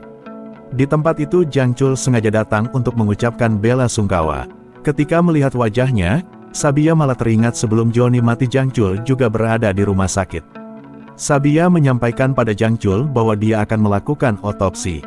Di tempat itu juga, Chunwo malah ditangkap polisi dengan tuduhan telah membocorkan dokumen rahasia perusahaan. Dari situ bisa disimpulkan, bahwa Jang Chul secara tidak langsung sedang memberi peringatan pada Sabia karena sudah ikut campur.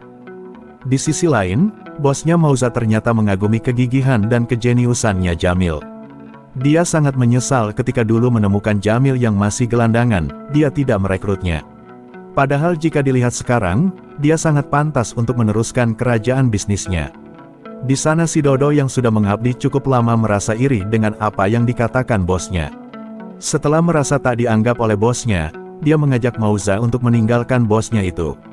Tapi menurut Mauza itu tidak akan gampang, karena setelah bergabung dengan bosnya, hanya kematian yang bisa menyelesaikannya. Hingga akhirnya mereka berencana akan membunuh bosnya, agar mereka bisa hidup bebas. Singkat cerita si bos bertemu dengan Jamil, dan langsung meminta resep vaksinnya. Dia cukup terkejut, apa yang diberikan Jamil hanya resep vaksin yang Jamil cetak dari hasil jepretan foto. Mendengar penjelasan Jamil, akhirnya dia percaya bahwa Jamil tidak memiliki resep vaksin yang asli. Di sana si bos menyampaikan ingin menjadikan Jamil sebagai tangan kanannya, dan merebut resep vaksin dari tangan Jang Chul. Jamil cukup bingung dengan tawaran tersebut, dan tiba-tiba si Dodo melepaskan tembakan. Seketika Jamil melompat untuk menghadang pelurunya. Dan itu sudah membuktikan bahwa Jamil bersedia menjadi tangan kanannya si bos. Bukan hanya itu saja, ternyata Dodo sudah menyiapkan rencana cadangan, dan dia akan meledakkan mobilnya. Karena tak bisa dicegah, dengan terpaksa Mauza harus menembak mati si Dodo.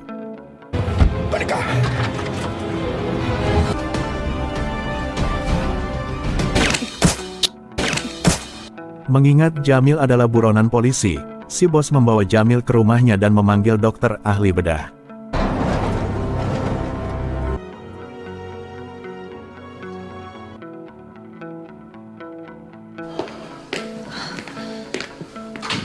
Dokter menyampaikan bahwa peluru yang bersarang di kepalanya tidak bisa dikeluarkan karena sangat berbahaya. Namun ada sebuah keajaiban karena Jamil masih hidup. Setelah beberapa hari tidak sadarkan diri, Jamil dianggap koma dan si bos berencana membawa Jamil ke negaranya. Di Cina, Jamil dicoba dengan pengobatan tradisional oleh tabib yang sudah tersohor. Kemudian di Korea diperlihatkan dalam sebuah berita, ada bangkai mobil yang telah hangus dan diperkirakan mobil itu adalah mobil yang dikendarai seorang buronan bernama Jamil. Ternyata berita tersebut hanya rekayasa si bos untuk mengelabui Jang Chul. Di sana Jang Chul sangat senang sekali mendengar beritanya, walaupun mayat Jamil belum teridentifikasi. Sementara untuk Sabiya yang juga mendengar kabar, ia masih tidak percaya, dan tak kenal lelah terus berusaha menemukan keberadaan Jamil.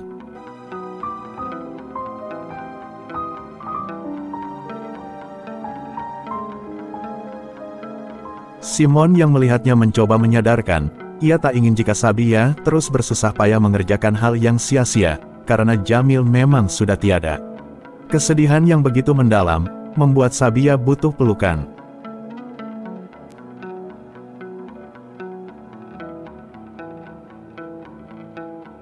Melihat Simon yang sering mendekati Sabiya, membuat Jang Chul memperingatkan Simon agar segera meninggalkannya. Namun Simon tak terima apa yang Jang Chul katakan, dia meminta pada Jang Chul jangan mencampuri urusan pribadinya. Scene berikutnya diperlihatkan si Boy yang lebih cepat bebas dari penjara, langsung kembali bekerja di perusahaan ayahnya. Namun jabatan yang sebelumnya sebagai direktur telah dicabut, dan kini dia diposisikan menjadi kepala bagian gudang. Sang ayah melakukan itu supaya si Boy bisa lebih bertanggung jawab dalam menjalani hidup. Lalu ayahnya memerintahkan Pak Hakim sebagai kepala sekretaris untuk mengawasinya, dan mendidik si Boy agar menjadi seseorang yang lebih baik lagi. Di sana Pak Hakim benar-benar mendidik si Boy dengan keras demi kebaikannya. Mendapat perlakuan seperti itu si Boy sangat tidak terima, tapi dia tidak bisa melawan Pak Hakim.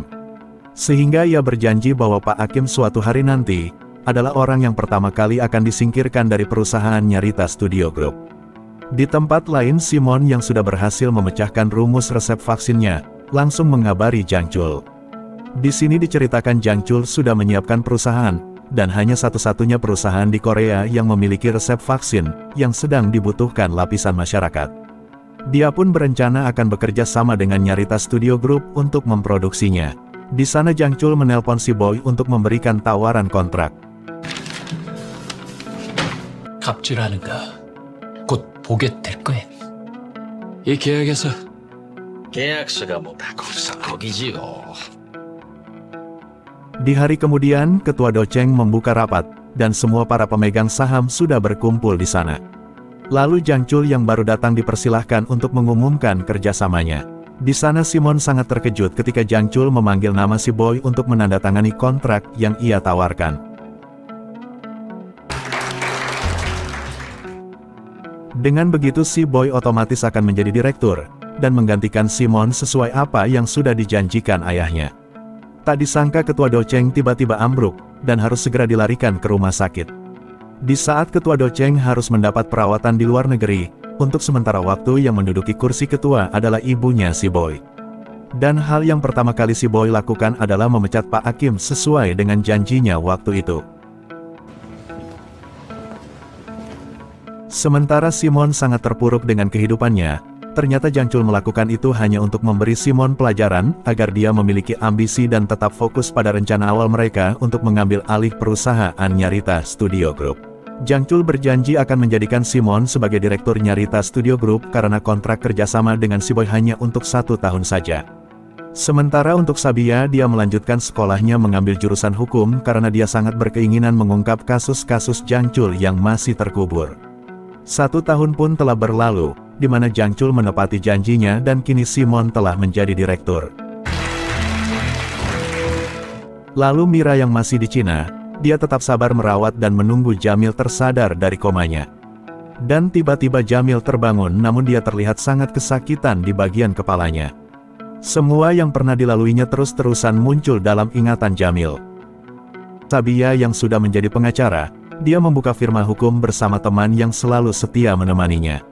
Sementara Jang Chul kini telah sukses dengan produksi vaksinnya, agar dia menjadi sang penguasa seutuhnya, dia mulai masuk ke dunia politik dan mencalonkan diri untuk menjadi wali kota. Kembali ke Jamil yang sudah diperiksa, menurut analisa dokter rasa sakit yang dialaminya karena ingatan Jamil yang tidak bisa dikendalikan akibat ada peluru yang bersarang di kepalanya. Sementara jika pelurunya diangkat, kemungkinan hidupnya sangat kecil. Namun ada satu cara yang membantu agar Jamil tidak merasa sakit, yaitu dengan hipnoterapi.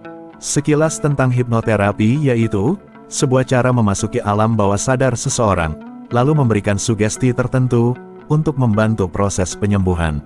Dan di dunia medis itu sendiri, hipnoterapi dapat dijadikan sebuah terapi alternatif, yang mana salah satunya untuk meredakan nyeri. Kembali pada Jamil yang sedang merasakan sakit, dia sedang menunggu seorang hipnoterapis yang mana dia adalah seorang profesor yang dibawa Mauza. Di sana Mauza dengan teganya meminta pada profesor untuk menghilangkan kenangan dan semua yang berhubungan dengan Sabia dalam ingatan Jamil. 시간이 거꾸로 돌아갈 겁니다. 과거 속으로 돌아가고 있습니다. Di sisi lain, Jang Chul sebagai calon wali kota diminta mengisi acara di salah satu stasiun televisi, dengan lawan bicaranya yaitu Sabia, yang mewakili firma hukumnya. Tema acara kali ini adalah tentang konsultasi hukum. Di sana Sabia langsung membuka pembicaraan dengan pembahasan kasus sengketa warisan. Dia mengambil contoh tentang warisan seorang anak bernama Jamal, yang orang tuanya pemilik rumah sakit terbesar di Korea dan dibunuh 12 tahun yang lalu. Namun Jamal malah dipenjara akibat tuduhan melakukan pembunuhan terhadap bibinya sendiri sebagai walinya. Dengan alasan bibinya akan mengambil seluruh warisan orang tua Jamal. Padahal jika dipikir dengan baik, Jamal tidak perlu membunuhnya karena setelah cukup umur semua warisan akan langsung menjadi milik Jamal. Dan yang lucunya menurut Sabia, dari tragedi itu ada seseorang yang sangat diuntungkan, yaitu si suami dari bibinya Jamal yang tidak memiliki ikatan darah. Jang Chul pada saat itu terlihat sangat cemas dan panik, ketika Sabia mengatakan bahwa Jang Chul sangat kenal baik dengan si suami tersebut. Namanya penjahat Jang Chul langsung memberikan ekspresi sedihnya sambil mengatakan bahwa dialah pamannya Jamal. Saat itu Sabia cukup puas karena berhasil menyudutkannya. Kembali pada Jamil yang sudah mulai membaik, si bos mengajaknya berbincang untuk berterima kasih karena telah rela menghadang peluru untuknya. Si bos menyampaikan bahwa dia sudah tidak memiliki siapa-siapa lagi, dan bermaksud ingin mengangkat Jamil sebagai anaknya. Saat si bos hendak meninggalkannya, Jamil memanggilnya dengan kata ayah. Mereka pun mengadakan upacara untuk mengesahkan bahwa Jamil resmi menjadi anak sang bos.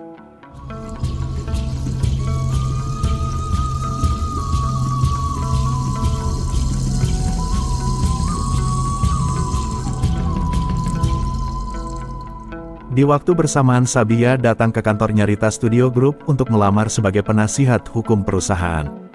Di sana untuk pertama kalinya Simon melihat Sabia lagi, namun ia nampak tak peduli dan mengabaikannya. Ketika akan mempresentasikan firma hukumnya, Simon hanya memberi sedikit waktu dan menyuruhnya segera turun. Namun Sabia tidak menyerah, dia terus meminta Simon membaca strateginya untuk memajukan perusahaan.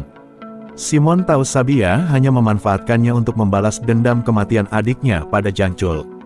Di sana Simon memperingatkan Sabia untuk menjauhinya, dan mengatakan bahwa dia bukanlah Simon yang dulu lagi. Hari ini Ketua Nyarita Studio Group telah kembali setelah menjalani perawatan di luar negeri. Simon menyambutnya dengan bahagia karena melihat kondisi sang ayah cukup baik. Lalu Ketua Doceng ingin langsung ke kantor, dan ia tahu kalau sang istri yang sudah menggantikan posisinya. Di sana ketua meminta posisinya dikembalikan, namun istrinya yang bernama Nyung Chung secara tegas menolak karena dia dipilih oleh anggota dewan perusahaan dan menganggap suaminya itu sudah saatnya untuk pensiun. Nyung Chung dengan tega menyuruh suaminya untuk pulang.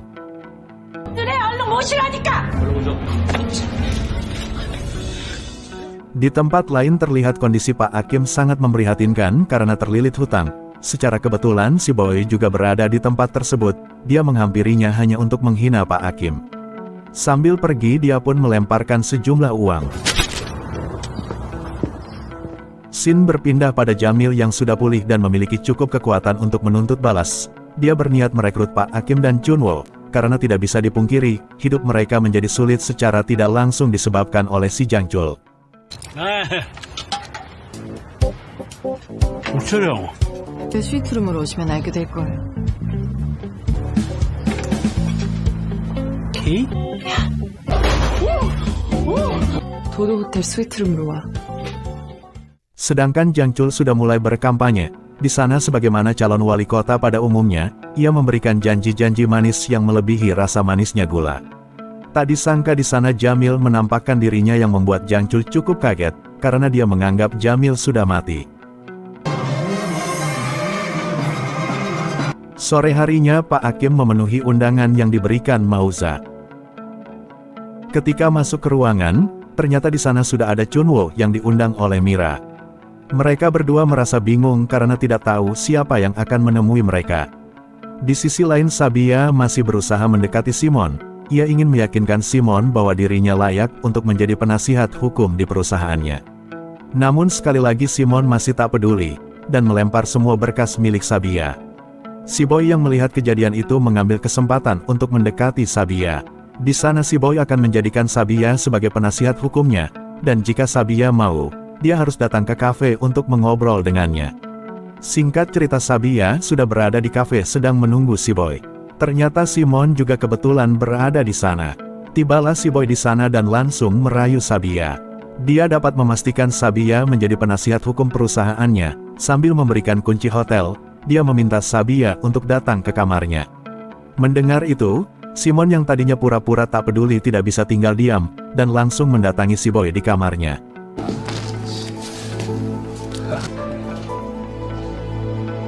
너 야! 사람 봐가며 장 닥쳐!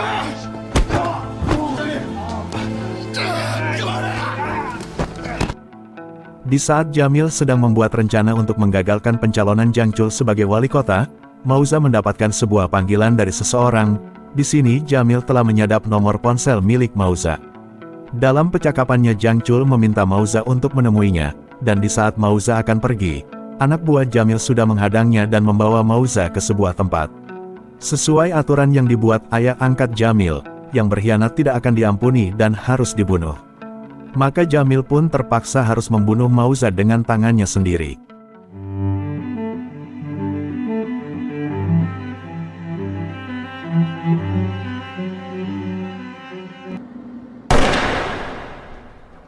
Di sana terdengar suara tembakan. Tak lama kemudian Jamil keluar dan menyuruh Pak Hakim untuk membereskan mayat Mauza.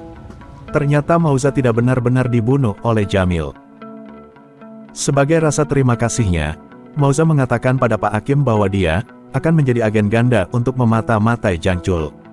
Mauza pun langsung menemui Jangchul untuk meminta perlindungan, karena dia telah diketahui berkhianat dan dia sedang diburu. Sebagai balasannya dia bersedia membantu Jangchul untuk menghancurkan Jamil. Beralih ke Sabia yang sedang berada di kantornya, di sana ada sebuah panggilan telepon masuk. Ternyata panggilan tersebut dari Nyarita Studio Group yang memberitahukan bahwa firma hukum mereka resmi ditunjuk sebagai penasihat hukum perusahaan. Dan mereka harus segera datang untuk menandatangani kontrak kerjanya. Sabia mempertanyakan kenapa Simon mau menerima tawaran firma hukumnya, padahal sebelumnya membaca tawarannya pun enggan. Ternyata Simon memang masih sangat menyukai Sabia, namun kali ini dia menutupinya.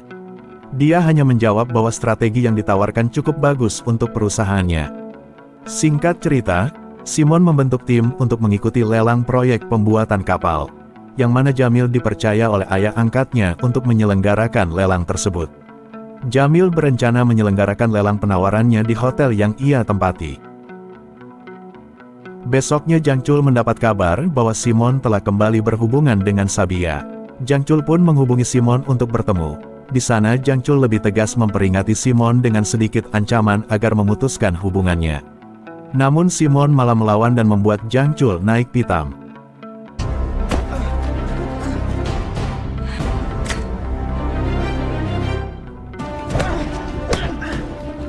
Melihat Simon dipukuli, membuat Sabia cukup khawatir padanya. Dia pun memberi pelukan pada Simon dan membantu mengobati lukanya. Di hari berikutnya Simon meminta Sabia untuk menemaninya. Di sini Simon berterima kasih karena Sabia masih peduli padanya. Sabia menyampaikan bahwa ia tak ingin lagi melihat Simon terluka, dan jika pekerjaan ini sudah selesai, Sabia akan mengundurkan diri dan tak mau lagi memanfaatkan Simon untuk membalas dendam pada Jangcul atas kematian adiknya. Menurut Simon, walaupun ia dimanfaatkan oleh Sabia, ia sudah tidak peduli. Yang terpenting baginya adalah mereka bisa terus bersama.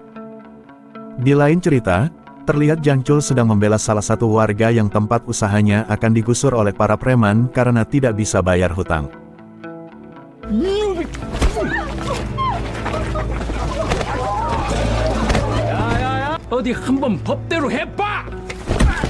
Walaupun dia harus berurusan dengan polisi karena memukuli si penagih, tapi bagi seluruh warga yang melihatnya, dia adalah pahlawan pembela yang lemah. Ternyata eksperimen cara berkampanyenya itu berhasil. Dan untuk hasil voting sementara, Jangcul berada di urutan pertama. Di tempat lain Pak Hakim memimpin rapat dan menyuruh para peserta yang mengikuti lelang proyek pembuatan kapal untuk menyerahkan harga penawarannya. Sementara Jamil memperhatikannya di layar televisi. Dia melihat Sabia namun ingatannya tentang Sabia memang benar-benar telah hilang. Di sana si Boy sangat yakin dia akan menang dalam penawarannya dengan memakai perusahaan orang lain, karena telah dibantu oleh Sabia yang membocorkan harga penawaran Simon. Di sana Simon bersama Sabia hanya diam saja. Namun ketika diumumkan pemenangnya, perusahaan Simon yang memenangkan lelang, karena harga penawarannya paling rendah $10 dengan penawaran si Boy.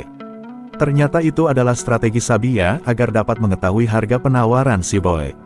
Simon pun akan segera bertemu Jamil untuk penandatanganan kontraknya. Simon benar-benar terkejut melihat Jamil masih hidup dan kembali dengan segala kekuatannya. Dalam hatinya merasa ia akan semakin sulit untuk mendapatkan hati Sabia. Setelah menandatangani kontrak itu, Jamil menanyakan kenapa Simon tidak datang bersama pengacara Sabia. Mendengar itu Simon kebingungan karena Jamil terlihat seperti tidak mengenali Sabia. Karena rasa penasarannya, dia pun meminta penjelasan pada Chunwo. Setelah tahu semua kronologisnya, Simon bisa tenang walaupun Jamil kembali lagi ke dalam dunia persilatan. Suatu hari Sabia turun dari mobil Simon untuk menemui kliennya, namun dia sangat terkejut melihat Jamil di seberang jalan sedang menelpon. Sabia pun langsung menghampirinya, akan tetapi dia terhadang oleh lalu lintas yang cukup padat pada saat itu. Karena takut kehilangannya lagi, dia terus mencari hingga tak terasa hari sudah malam. Malam itu hujan turun, dan Sabia masih tetap menunggu di tempat yang sama ketika dia pertama kali melihat Jamil. Padahal Jamil sudah berada dalam mobilnya dan melihat Sabia yang kehujanan. Esok harinya ia masih terus mencari keberadaan Jamil, membuat teman pengacaranya khawatir. Ia takut kalau Sabia salah lihat orang, dan hanya mencari tanpa ada harapan. Sedangkan dari kejauhan, Simon melihat Sabia dalam kebimbangannya. Ia ingin memberitahu kebenarannya, namun Simon takut akan kehilangan Sabia. Akan tetapi ketika Simon melihat kembali Sabia yang terus berusaha keras mencari Jamil, dia tak kuasa melihatnya dan merasa bersalah jika Simon terus menyembunyikan keberadaan Jamil. Ia pun memutuskan untuk mempertemukan mereka, yang mana Simon menelpon Jamil untuk bertemu di kafe hotel. Kemudian menelpon Sabia agar dia bisa datang ke kafe hotel untuk menemuinya. Sabia yang baru datang di kafe hotel dia tertabrak oleh Jamil yang baru datang juga. Melihat Jamil di hadapannya, Sabia terdiam sejenak dan langsung memeluknya sambil memanggil nama Jamil. Jamil cukup heran karena orang yang tak dia kenal bisa tahu namanya. Di sana Jamil mencoba mengingat wajah Sabia hingga salah satu kenangan mereka muncul di pikirannya. Namun semakin berusaha mengingat, Jamil merasakan sakit kepala yang sangat luar biasa. Di sana Pak Hakim yang baru datang, langsung membawa Jamil ke kamarnya. sementara Sabia yang kebingungan diberi penjelasan oleh Junwo. Tak lama kemudian profesor hipnoterapis pun sudah datang yang sebelumnya dihubungi Pak Hakim. Dia menyimpulkan pikiran Jamil bisa menerobos hipnosisnya, bisa jadi karena dia begitu amat mencintai Sabia. Dan jalan keluar agar sakitnya tidak kambuh lagi, Jamil akan kembali di hipnoterapi semakin dalam dan membuang seluruh ingatan tentang Sabia. Namun resikonya walaupun Jamil sudah dioperasi dan sembuh total, ingatan terhadap Sabia tidak bisa dikembalikan. Mendengar itu Sabia merelakan ingatan Jamil tentang dirinya dihilangkan permanen asalkan Jamil tidak merasakan sakit lagi. Dari luar ruangan Sabia terlihat gelisah, namun ia tahu ini adalah keputusan yang tepat, walau akan sangat menyakiti hatinya, di mana dia hanya bisa melihat Jamil yang begitu ia cintai tanpa bisa memilikinya. Untuk yang terakhir kalinya, Sabia mengatakan pada Jamil yang sedang terbaring kalau dia sangat mencintainya. Singkat cerita Simon yang sedang makan bersama, tiba-tiba ayahnya meminta Simon untuk segera menikah. Namun Simon hanya terdiam tak bisa menjawab karena di sana ada Sabia. Dan ketika ayahnya hendak ke kamar mandi, dia mengalami pusing lalu pingsan. Mereka pun segera membawanya ke rumah sakit. Keadaan ini membuat Simon sedikit berpikir, karena kondisi sang ayah seharusnya telah membaik. Sehingga Simon meminta dokter untuk melakukan pengujian obat yang biasa diminum oleh ayahnya. Simon merasa curiga ada seseorang yang menginginkan kondisi ketua Doceng semakin memburuk. Sementara itu Jangcul mendapat laporan, bahwa Simon selalu membantu Sabia untuk mengusut kasusnya. Mendengar itu Jangcul sudah habis kesabarannya untuk memperingati Simon, sehingga dia menyuruh tangan kanannya untuk menghabisi Sabia.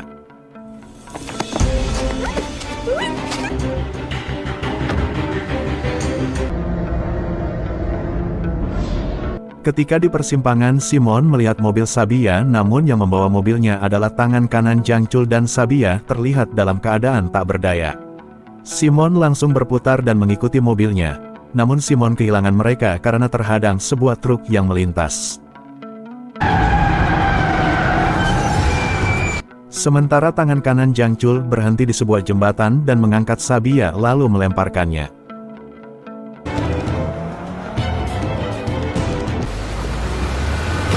Simon yang terlambat datang dengan paniknya dia langsung melompat untuk menyelamatkan Sabia.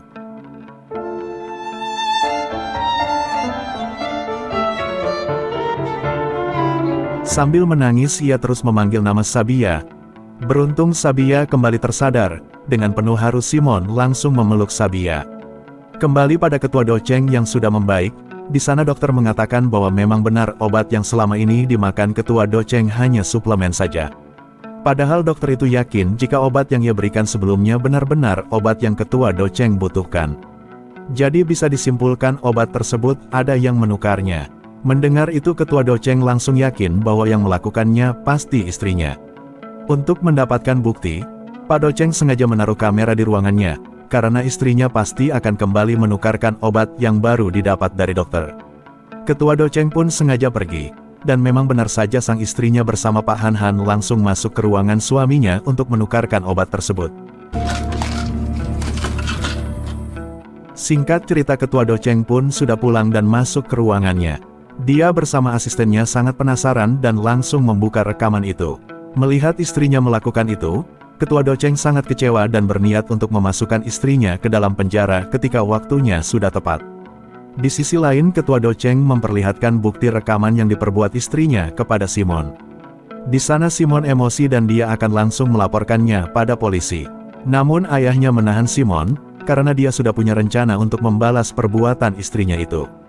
Singkat cerita Simon memanggil Pak Han Han dan memberitahukan apa yang telah dia perbuat pada ketua Doceng. Mendengar itu Pak Han Han sangat ketakutan dan meminta agar ia dimaafkan.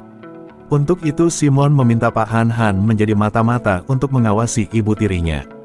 Sementara ketua Doceng akan berpura-pura sakit seolah-olah dia terus memakan obat yang ditukar istrinya. Kemudian Simon mengumpulkan para pemegang saham dan memperlihatkan rekamannya pada mereka. Ia menyampaikan jika rekaman ini sampai tersebar ke publik harga saham perusahaan dipastikan akan hancur.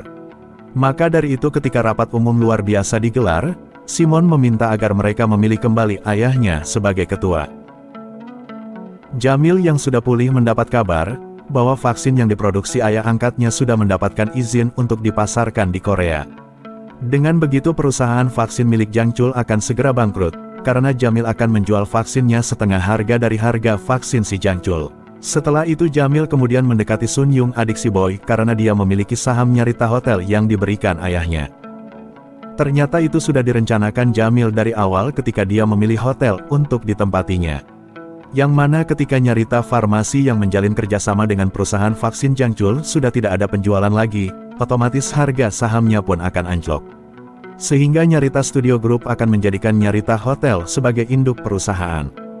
Suatu malam saat mereka berkumpul, tiba-tiba Ketua Doceng meminta kue ulang tahun, padahal hari itu bukan hari ulang tahunnya. Tentu saja semua orang di sana terheran-heran, sebenarnya ada apa dengan Ketua Doceng? 이러시는 거냐고요? 약 부작용일 거야. 딱 치매 증상인데. Rapat umum perusahaan Nyarita Studio Group pun sudah dimulai. Salah satu agendanya yaitu pemilihan kembali siapa yang akan menjadi ketua di tahun sekarang. Nyung Chung selaku ketua sementara sedang memberikan sambutan, di mana dia memberitahu bahwa Ketua Doceng tidak bisa hadir karena kondisinya yang semakin memburuk. Ketika Nyung Chung meminta dirinya untuk diresmikan menjadi ketua, tiba-tiba Ketua Doceng datang dalam kondisi yang terlihat sehat. Jelas itu membuat Nyung Chung sangat kaget dan marah. Ternyata selama ini Ketua Doceng berpura-pura sakit hanya untuk mempermalukannya di depan para pemegang saham. Ketua Doceng pun menyampaikan pidato yang sangat menggebu-gebu, untuk memotivasi agar perusahaan Nyarita Studio Group bisa bangkit lagi dari keterpurukan. Voting untuk pemilihan ketua baru pun sudah dimulai, dan hasilnya Ketua Doceng kembali terpilih untuk menjabat sebagai ketua perusahaan. Rapat pun terhenti ketika ketua tiba-tiba pingsan. Ternyata menurut dokter, ketua memiliki penyakit demensia vaskular, di mana penyakit ini berdampak pada penurunan daya ingat dan cara berpikir karena disebabkan oleh gangguan pembuluh darah di otak. Ketua Doceng harus segera dioperasi, namun dokter tidak bisa menjamin ketua sehat kembali. Karena walaupun operasinya berhasil, ketua bisa mengalami kelumpuhan atau tidak bisa bicara. Mendengar itu, Simon yang tak ingin harta warisannya dibagi-bagi, membuat surat kuasa palsu untuk membuka brankas pribadi Ketua Doceng di sebuah bank. Dia berencana akan merubah surat wasiat ayahnya menggunakan seseorang yang ahli dalam meniru tulisan tangan orang lain. Ketika membuka brankasnya, selain surat wasiat, Simon menemukan dokumen yang bertuliskan kotak Pandora. Isi dalam dokumen itu adalah bukti-bukti kasus pembunuhan orang tua Jamil yang dilakukan si Boy bersama Jang Chul. Serta ada juga bukti kasus korupsi yang dilakukan ayah mertua Jang Chul. Doceng sengaja mengumpulkan semua itu sebagai senjata, jika sewaktu-waktu ayah mertua Jang Chul berulah. Sementara itu, Jamil membantu Sabia untuk mencari dokter yang mengotopsi jasad adiknya. Dokter tersebut dikabarkan menghilang, dan setelah cukup lama dilacak oleh Mira, ternyata si dokter dikabarkan berada di Amerika. Namun setelah kediamannya ditemukan, si dokter dikabarkan telah meninggal. Karena penasaran, Sabia mencari kediaman anaknya untuk menggali informasi. Ternyata sebelum meninggal si dokter memberikan sebuah dokumen pada anaknya dan menyuruh untuk menyimpannya. Singkat cerita, Sabia memperlihatkan dokumen itu pada Jamil, dan ternyata dokter tersebut rekan dari orang tua Jamil ketika penelitian untuk pembuatan vaksin. Di sana tertulis Nyarita Studio Group dan kotak Pandora. Kembali pada Jamil yang mulai menyukai Sabia, dia selalu merasa ingin bersamanya. Dia bercerita tentang seorang pria yang jatuh cinta 3 kali, dan dia tak percaya jika dia mengatakan hal itu pada wanita yang sama.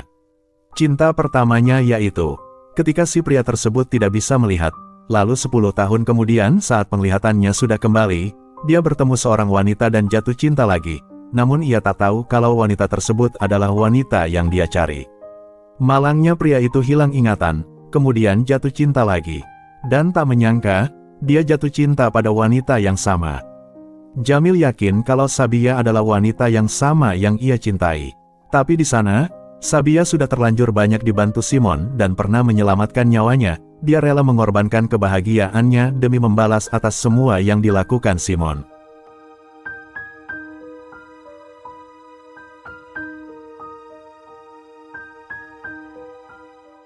Suatu malam, mereka berkumpul untuk membahas kondisi Ketua Doceng yang akan dioperasi. Namun kebanyakan dari mereka menentang operasi itu, dan hanya Sun Yung yang menyetujuinya. Hingga akhirnya terjadi perdebatan di antara mereka. Karena sudah tak tahan dengan semua itu, Ketua Doceng mencoba berbicara dengan sekuat tenaga, lalu mengatakan bahwa dirinya ingin dioperasi. Namun sebelum operasi dilakukan, Ketua meminta Simon untuk segera bertunangan dengan Sabia. Pertunangan pun dilangsungkan dalam kondisi keluarga yang sedang tidak baik-baik saja. Akan tetapi mereka mencoba terlihat bahagia. Singkat cerita, Ketua Doceng telah menjalankan operasinya dan dokter menyampaikan bahwa operasinya telah berhasil, namun ada kemungkinan Ketua tidak akan bisa berbicara lagi. Ketika mereka mau melihat Ketua, alangkah terkejutnya karena Ketua tidak ada di tempat dan sepertinya telah diculik.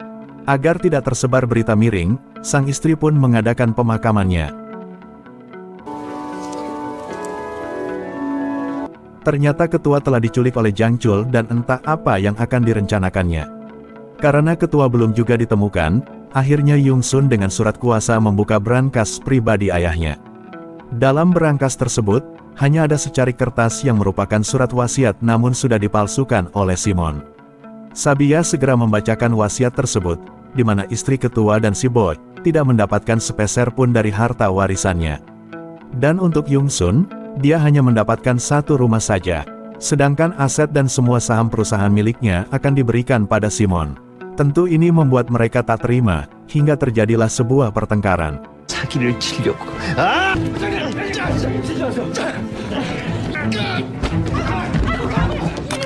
Setelah itu, Simon mendapatkan kiriman foto Ketua dari Jang Chul. Ia pun segera menemui Jang Chul, dan ia tidak sadar bahwa Sabia mengikutinya. Kini Sabia pun tahu bahwa di belakangnya Simon masih berhubungan dengan Jang Chul. Maksud dari Jang Chul menculik Ketua Doceng adalah untuk menyelamatkannya dari penculikan yang akan dilakukan si Boy. Di sana Jang Chul memutar suara rekaman tentang pengakuan Simon, bahwa dia telah membunuh ayah tirinya ketika di Amerika dulu. Agar itu tetap menjadi rahasia, Simon harus menyerahkan dokumen kotak Pandora yang sudah ia ambil dari berangkas pribadi ayahnya. Dokumen itu akan Jang Chul gunakan untuk mengancam mertuanya yang akan mencalonkan presiden karena tidak mau membantu menyelesaikan kasus pemilu yang sedang Jang Chul hadapi, yang mana dia diindikasi telah menyuap dan mengancam lawannya yang sudah tidak ada harapan untuk menang, agar mundur dan memberikan suaranya pada Jang Chul. Mereka pun segera pergi ke lokasi untuk melihat keadaan Ketua Doceng. Simon meminta pada Jang Chul agar Ketua tetap berada di sini. Kini dokumen kotak Pandora pun telah berada di tangan Jang Chul, namun hanya bukti-bukti kejahatan Jae Kang saja yang ada, sedangkan bukti kejahatan dirinya dan si Boy sudah Simon simpan, karena berkaitan dengan perusahaannya. Karena curiga pada Jang Chul tentang Ketua Doceng, Sabia menaruh sebuah ponsel di mobil Jang Chul. Ia mempergunakan ponsel itu untuk melacak pergerakan si Jang Chul. Sementara itu Simon mendapat kabar buruk, di mana saat ini Jamil mendesaknya untuk segera melunasi hutang perusahaan pada Nyarita Hotel waktu dia gunakan untuk pembuatan kapal yang saat ini sudah jatuh tempo. Karena waktu itu, perusahaan Nyarita Farmasi tidak dapat mengucurkan dana, yang disebabkan penjualan vaksinnya merugi akibat masuknya vaksin yang dijual ayah angkat Jamil di Korea. Simon pun meminta Jang Chul untuk membantu meminjamkannya dana. Jang Chul yang menyimpan dananya di perusahaan investasi Hong Kong meminta pihak direktur untuk datang ke Korea menghadiri rapat, guna memberi jaminan pada Nyarita Hotel. Rapat pun telah dimulai dan Jamil ingin tahu langkah apa yang akan Simon ambil untuk mengatasi semua masalah ini. Di sini Simon merasa akan berhasil mendapatkan jaminan dari perusahaan investasi Hong Kong dan menyampaikan bahwa direkturnya sedang dijemput anak buahnya. Sementara itu Jang Chul sedikit heran melihat Mauza ada di kantor Nyarita Studio Group. Karena si direktur yang seharusnya sudah datang ke kantor, Jang Chul mencoba menelpon untuk menanyakan keberadaannya. Di sana Mauza pun mengangkat teleponnya, yang ternyata dialah si direktur perusahaan investasi Hong Kong yang dimaksud. Mauza sengaja ditempatkan Jamil di perusahaan tersebut dengan kekuasaan ayah angkatnya, karena Jamil mengetahui seluruh harta Jang Chul disimpan di sana guna untuk menghindari pajak. Singkat cerita, di dalam rapat itu Mauza dengan tegas menolak memberi jaminan. Tentu ini membuat awal dari kehancuran Simon. Ia dengan penuh amarah meninggalkan ruangan rapat. Kini Simon terlihat sangat kacau. Walaupun begitu, Sabia masih tetap di sampingnya dan meminta untuk merelakan yang bukan miliknya. Dan Sabia tahu kalau surat wasiat itu dipalsukan Simon. Di sini Sabia mengerti keadaan Simon, karena manusia tidak akan luput dari kesalahan.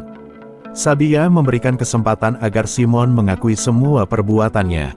Namun karena egonya, Simon merasa tak bersalah. Sehingga melihat sikapnya itu, membuat Sabia kecewa, lalu pergi meninggalkannya. Di hari itu Sabia berhasil menemukan keberadaan Ketua Doceng. Ia akan menunjukkan pada semua orang bahwa Ketua masih hidup. Sedangkan di tempat lain semua orang menghadiri upacara kematian Ketua Doceng. Namun saat mereka berdoa, tiba-tiba Ketua datang dan mengejutkan semua orang yang ada di sana. Agar tidak menjadi panjang lebar, di sana Sabia mengaku kalau Ketua disembunyikan olehnya atas permintaan Ketua sendiri. Namun mereka juga ingin tahu tentang kebenaran surat wasiat itu. Dan Ketua membenarkannya. Dia rela berbohong agar Simon tidak mendapatkan masalah atas penipuan yang Simon lakukan. Selanjutnya Jamil menemui Pak Sun Ong, yang mana dia salah satu calon presiden pesaing Jae Kang. Jamil sengaja menawarkan dirinya untuk mendukung Pak Sun Ong. Lalu kabar ini pun telah terdengar oleh Jae Kang dan bisa sangat fatal jika Jamil bergabung dengan pihak lawan. Untuk itu Jae Kang meminta Jamil untuk bertemu. Namun sebelum pertemuan itu, Jang Chul sengaja diberitahu untuk mendengar sendiri percakapan dari mereka melalui alat penyadap. Di mana saat ini Jae Kang meminta Jamil untuk mendukungnya. Tentu Jamil bersedia membantu asalkan di saat Jae Kang terpilih menjadi presiden, Jae Kang harus mengusut tuntas kasus-kasus Jang Chul dan menghukumnya dengan hukuman yang setimpal. Jang Chul mendengar semua itu dengan jelas, dia pun takkan membiarkan Jae Kang untuk menang. Sementara, Sabia yang sudah dikecewakan Simon, kini dia tak bisa melanjutkan hubungannya. Di sana Simon memohon agar Sabia jangan pergi. Ia bisa mati tanpa Sabia di sisinya, namun Sabia tidak peduli dan pergi meninggalkannya. Sedangkan Jang Chul yang sudah memiliki rencana, ia menemui Pak Sun Ong untuk menyampaikan dukungannya. Dia bisa membantu Pak Sun Ong menjadi presiden karena dia memiliki bukti-bukti kasus korupsi Jae Kang. Dan sebagai balasannya, Jang Chul ingin dijadikan menteri ketika Pak Sun Ong berhasil terpilih. Esoknya diadakan sesi tanya-jawab antar calon presiden. Di sesi ini setiap calon berhak memberikan pertanyaan pada lawannya. Pak Sun Ong pun langsung menanyakan semua hasil korupsi dan penyuapan yang dilakukan Jae Kang. Dan buktinya akan segera tersebar ke publik. Karena di waktu yang sama Jang Chul mengadakan wawancara dengan membawa semua bukti yang Jae Kang perbuat. Sementara Jae Kang yang sudah dibantu Jamil, dia sudah antisipasi dengan mempertanyakan tentang perselingkuhan dan pelecehan yang diperbuat Pak Sun Ong. Dan bukti-buktinya sudah Jae Kang miliki. Karena di saat ini, anaknya sedang melakukan wawancara dengan membawa korban dari pelecehan tersebut. Kedua kubu saling menyerang dan menjatuhkan satu sama lain. Singkat cerita, pengumuman hasil pemilu pun dimulai. Yang mana hasil suara Jae Kang berhasil berada di peringkat pertama, sehingga dipastikan Jae Kang berhasil menduduki kursi presiden. Dan dia harus mengusut tuntas kasus-kasus Jang Chul yang telah ia janjikan. 감사합니다. 고맙네. 대통령으로 당선되신 거 나중에 따로 연락을 하지. 후회스러운 선택이 아니길 바라야죠. 내가 우습게 보여! 진정하시오! 나고자 수준이잖아. 무슨 뜻인지 알아? 굳이 안 그래도 될 것 같아. 근데 교수대에서 목이 졸라 죽어갈 때 내가 한 말 꼭 기억해. Sementara itu pihak Nyarita Studio Group sedang mengalami krisis keuangan, di mana semua pihak bank meminta mereka untuk membayar hutang yang sudah jatuh tempo. Simon pun mengadakan rapat pemegang saham dan mencoba menenangkan mereka. Namun Jamil di sana memperkeruh keadaan dengan mengatakan bahwa Nyarita Studio Group mengalami kebangkrutan. Hal ini membuat Simon terdesak dan tidak bisa berkata apa-apa lagi. Di sisi lain si Boy menemui Jang Chul dan mengatakan bahwa Simon telah hancur. Dia berpikir bisa sangat fatal jika dokumen kotak Pandora jatuh ke tangan Sabia. Mengetahui itu Jang Chul langsung menghubungi Simon, namun Simon sudah tidak mau lagi berurusan dengannya dan membuat mereka semakin panik. Ketika dicek dalam brankas, dokumen kotak Pandora sudah tidak ada. Ternyata orang yang mengambilnya adalah Pak Han Han. Di sini Pak Han Han mencoba kabur hingga membuat Simon mengejarnya. Di sana Jang Chul melihat mereka dan mencoba mengejarnya. Di saat Pak Han Han mulai terdesak dia menghubungi Jamil, mengatakan bahwa dokumen kotak Pandora ada bersamanya. Dia meminta tebusan, namun saat ini semua orang sedang mengejarnya.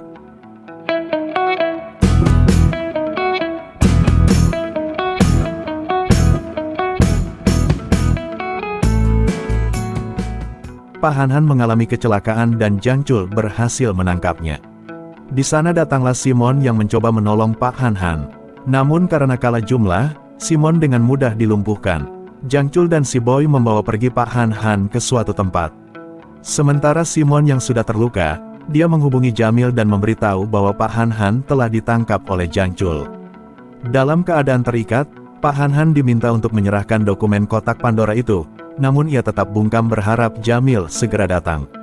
Tiba-tiba Jang Chul mendapat telepon dari orang yang tak dikenal yang mengaku memiliki dokumen kotak Pandora, dan meminta bertemu dengan membawa imbalannya. Ternyata ini adalah akal Jamil, agar mereka berpikir bahwa Pak Han memang tidak memiliki dokumen tersebut. Si Boy segera ke tempat pertemuan, namun saat mengetahui yang mereka temui adalah Jamil, si Boy segera melarikan diri. Namun Jamil berhasil mengejarnya.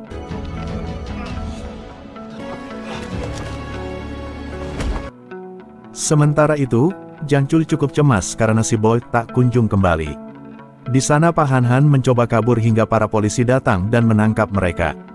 Namun Jang Chul bersama tangan kanannya berhasil kabur. 걱정하지 마세요.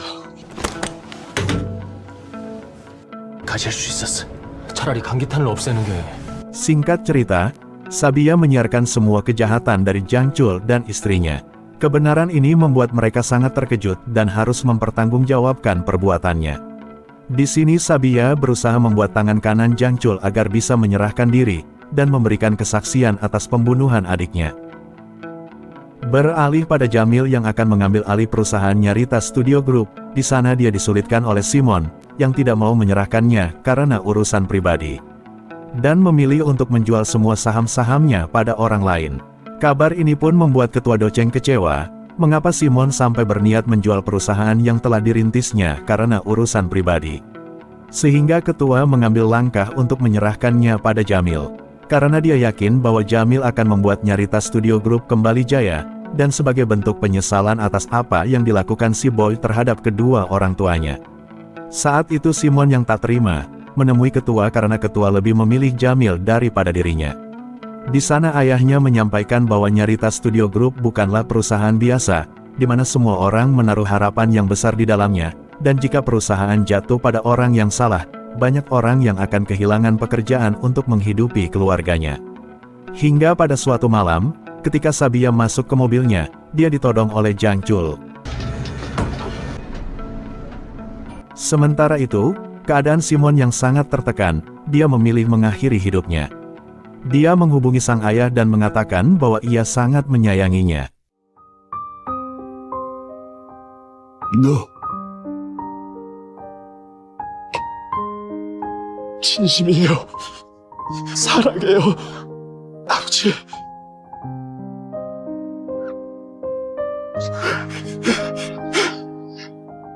Namun sebelum niatnya dilakukan, dia mendapat kabar bahwa Sabia telah diculik. Dan Jamil pun mendapat kabar yang sama, di mana saat ini Sabia dibawa ke tempat barang bekas, dan Jang Chul akan segera menghabisinya karena Sabia telah menghancurkan hidupnya. Saat Jang Chul akan menembaknya, datanglah Simon yang menghalangi Sabia. Di sana terjadi perkelahian, dan Simon harus tertembak. Saat akan kembali menembak Sabia, Simon berusaha merebutnya, sampai dia pun tertembak untuk yang kedua kalinya. Jang Chul melarikan diri. Namun beruntung Jamil melihatnya dan langsung menabrak si Jang Chul ini. Di sana Jang Chul tertawa dan mengejek Jamil untuk menghibur dirinya yang sudah kalah. Sementara kondisi Simon semakin parah, namun dia merasa senang karena telah menyelamatkan wanita yang begitu ia cintai. 기억하지 마셔야 엄마. Hingga akhirnya Simon harus berpulang ke Rahmatullah. Setelah kejadian itu akhirnya tangan kanan Jang Chul menyerahkan diri dan bersedia bersaksi atas kejahatan yang selama ini diperbuat Jang Chul. Jamil pun bisa mengatakan bahwa ini adalah akhir dari balas dendamnya. Karena Jang Chul mendapatkan vonis hukuman mati. Tentu ini membuat Jang Chul tak percaya dan sangat ketakutan, karena hari ini dia akan berakhir di tiang gantungan.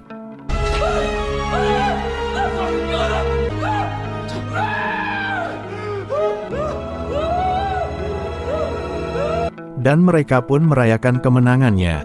Jamil yang telah melalui banyak masalah, berhasil menyelesaikannya berkat dukungan dan kesetiaan yang mereka berikan.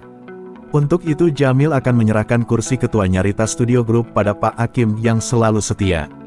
Dan Mauza akan menggantikan Jamil sebagai ketua organisasi yang dimiliki ayah angkatnya. Namun di saat Jamil akan bersulang, pandangan matanya menjadi kabur. Dan hal terakhir yang dia lihat adalah Sabia yang akan berangkat ke luar negeri.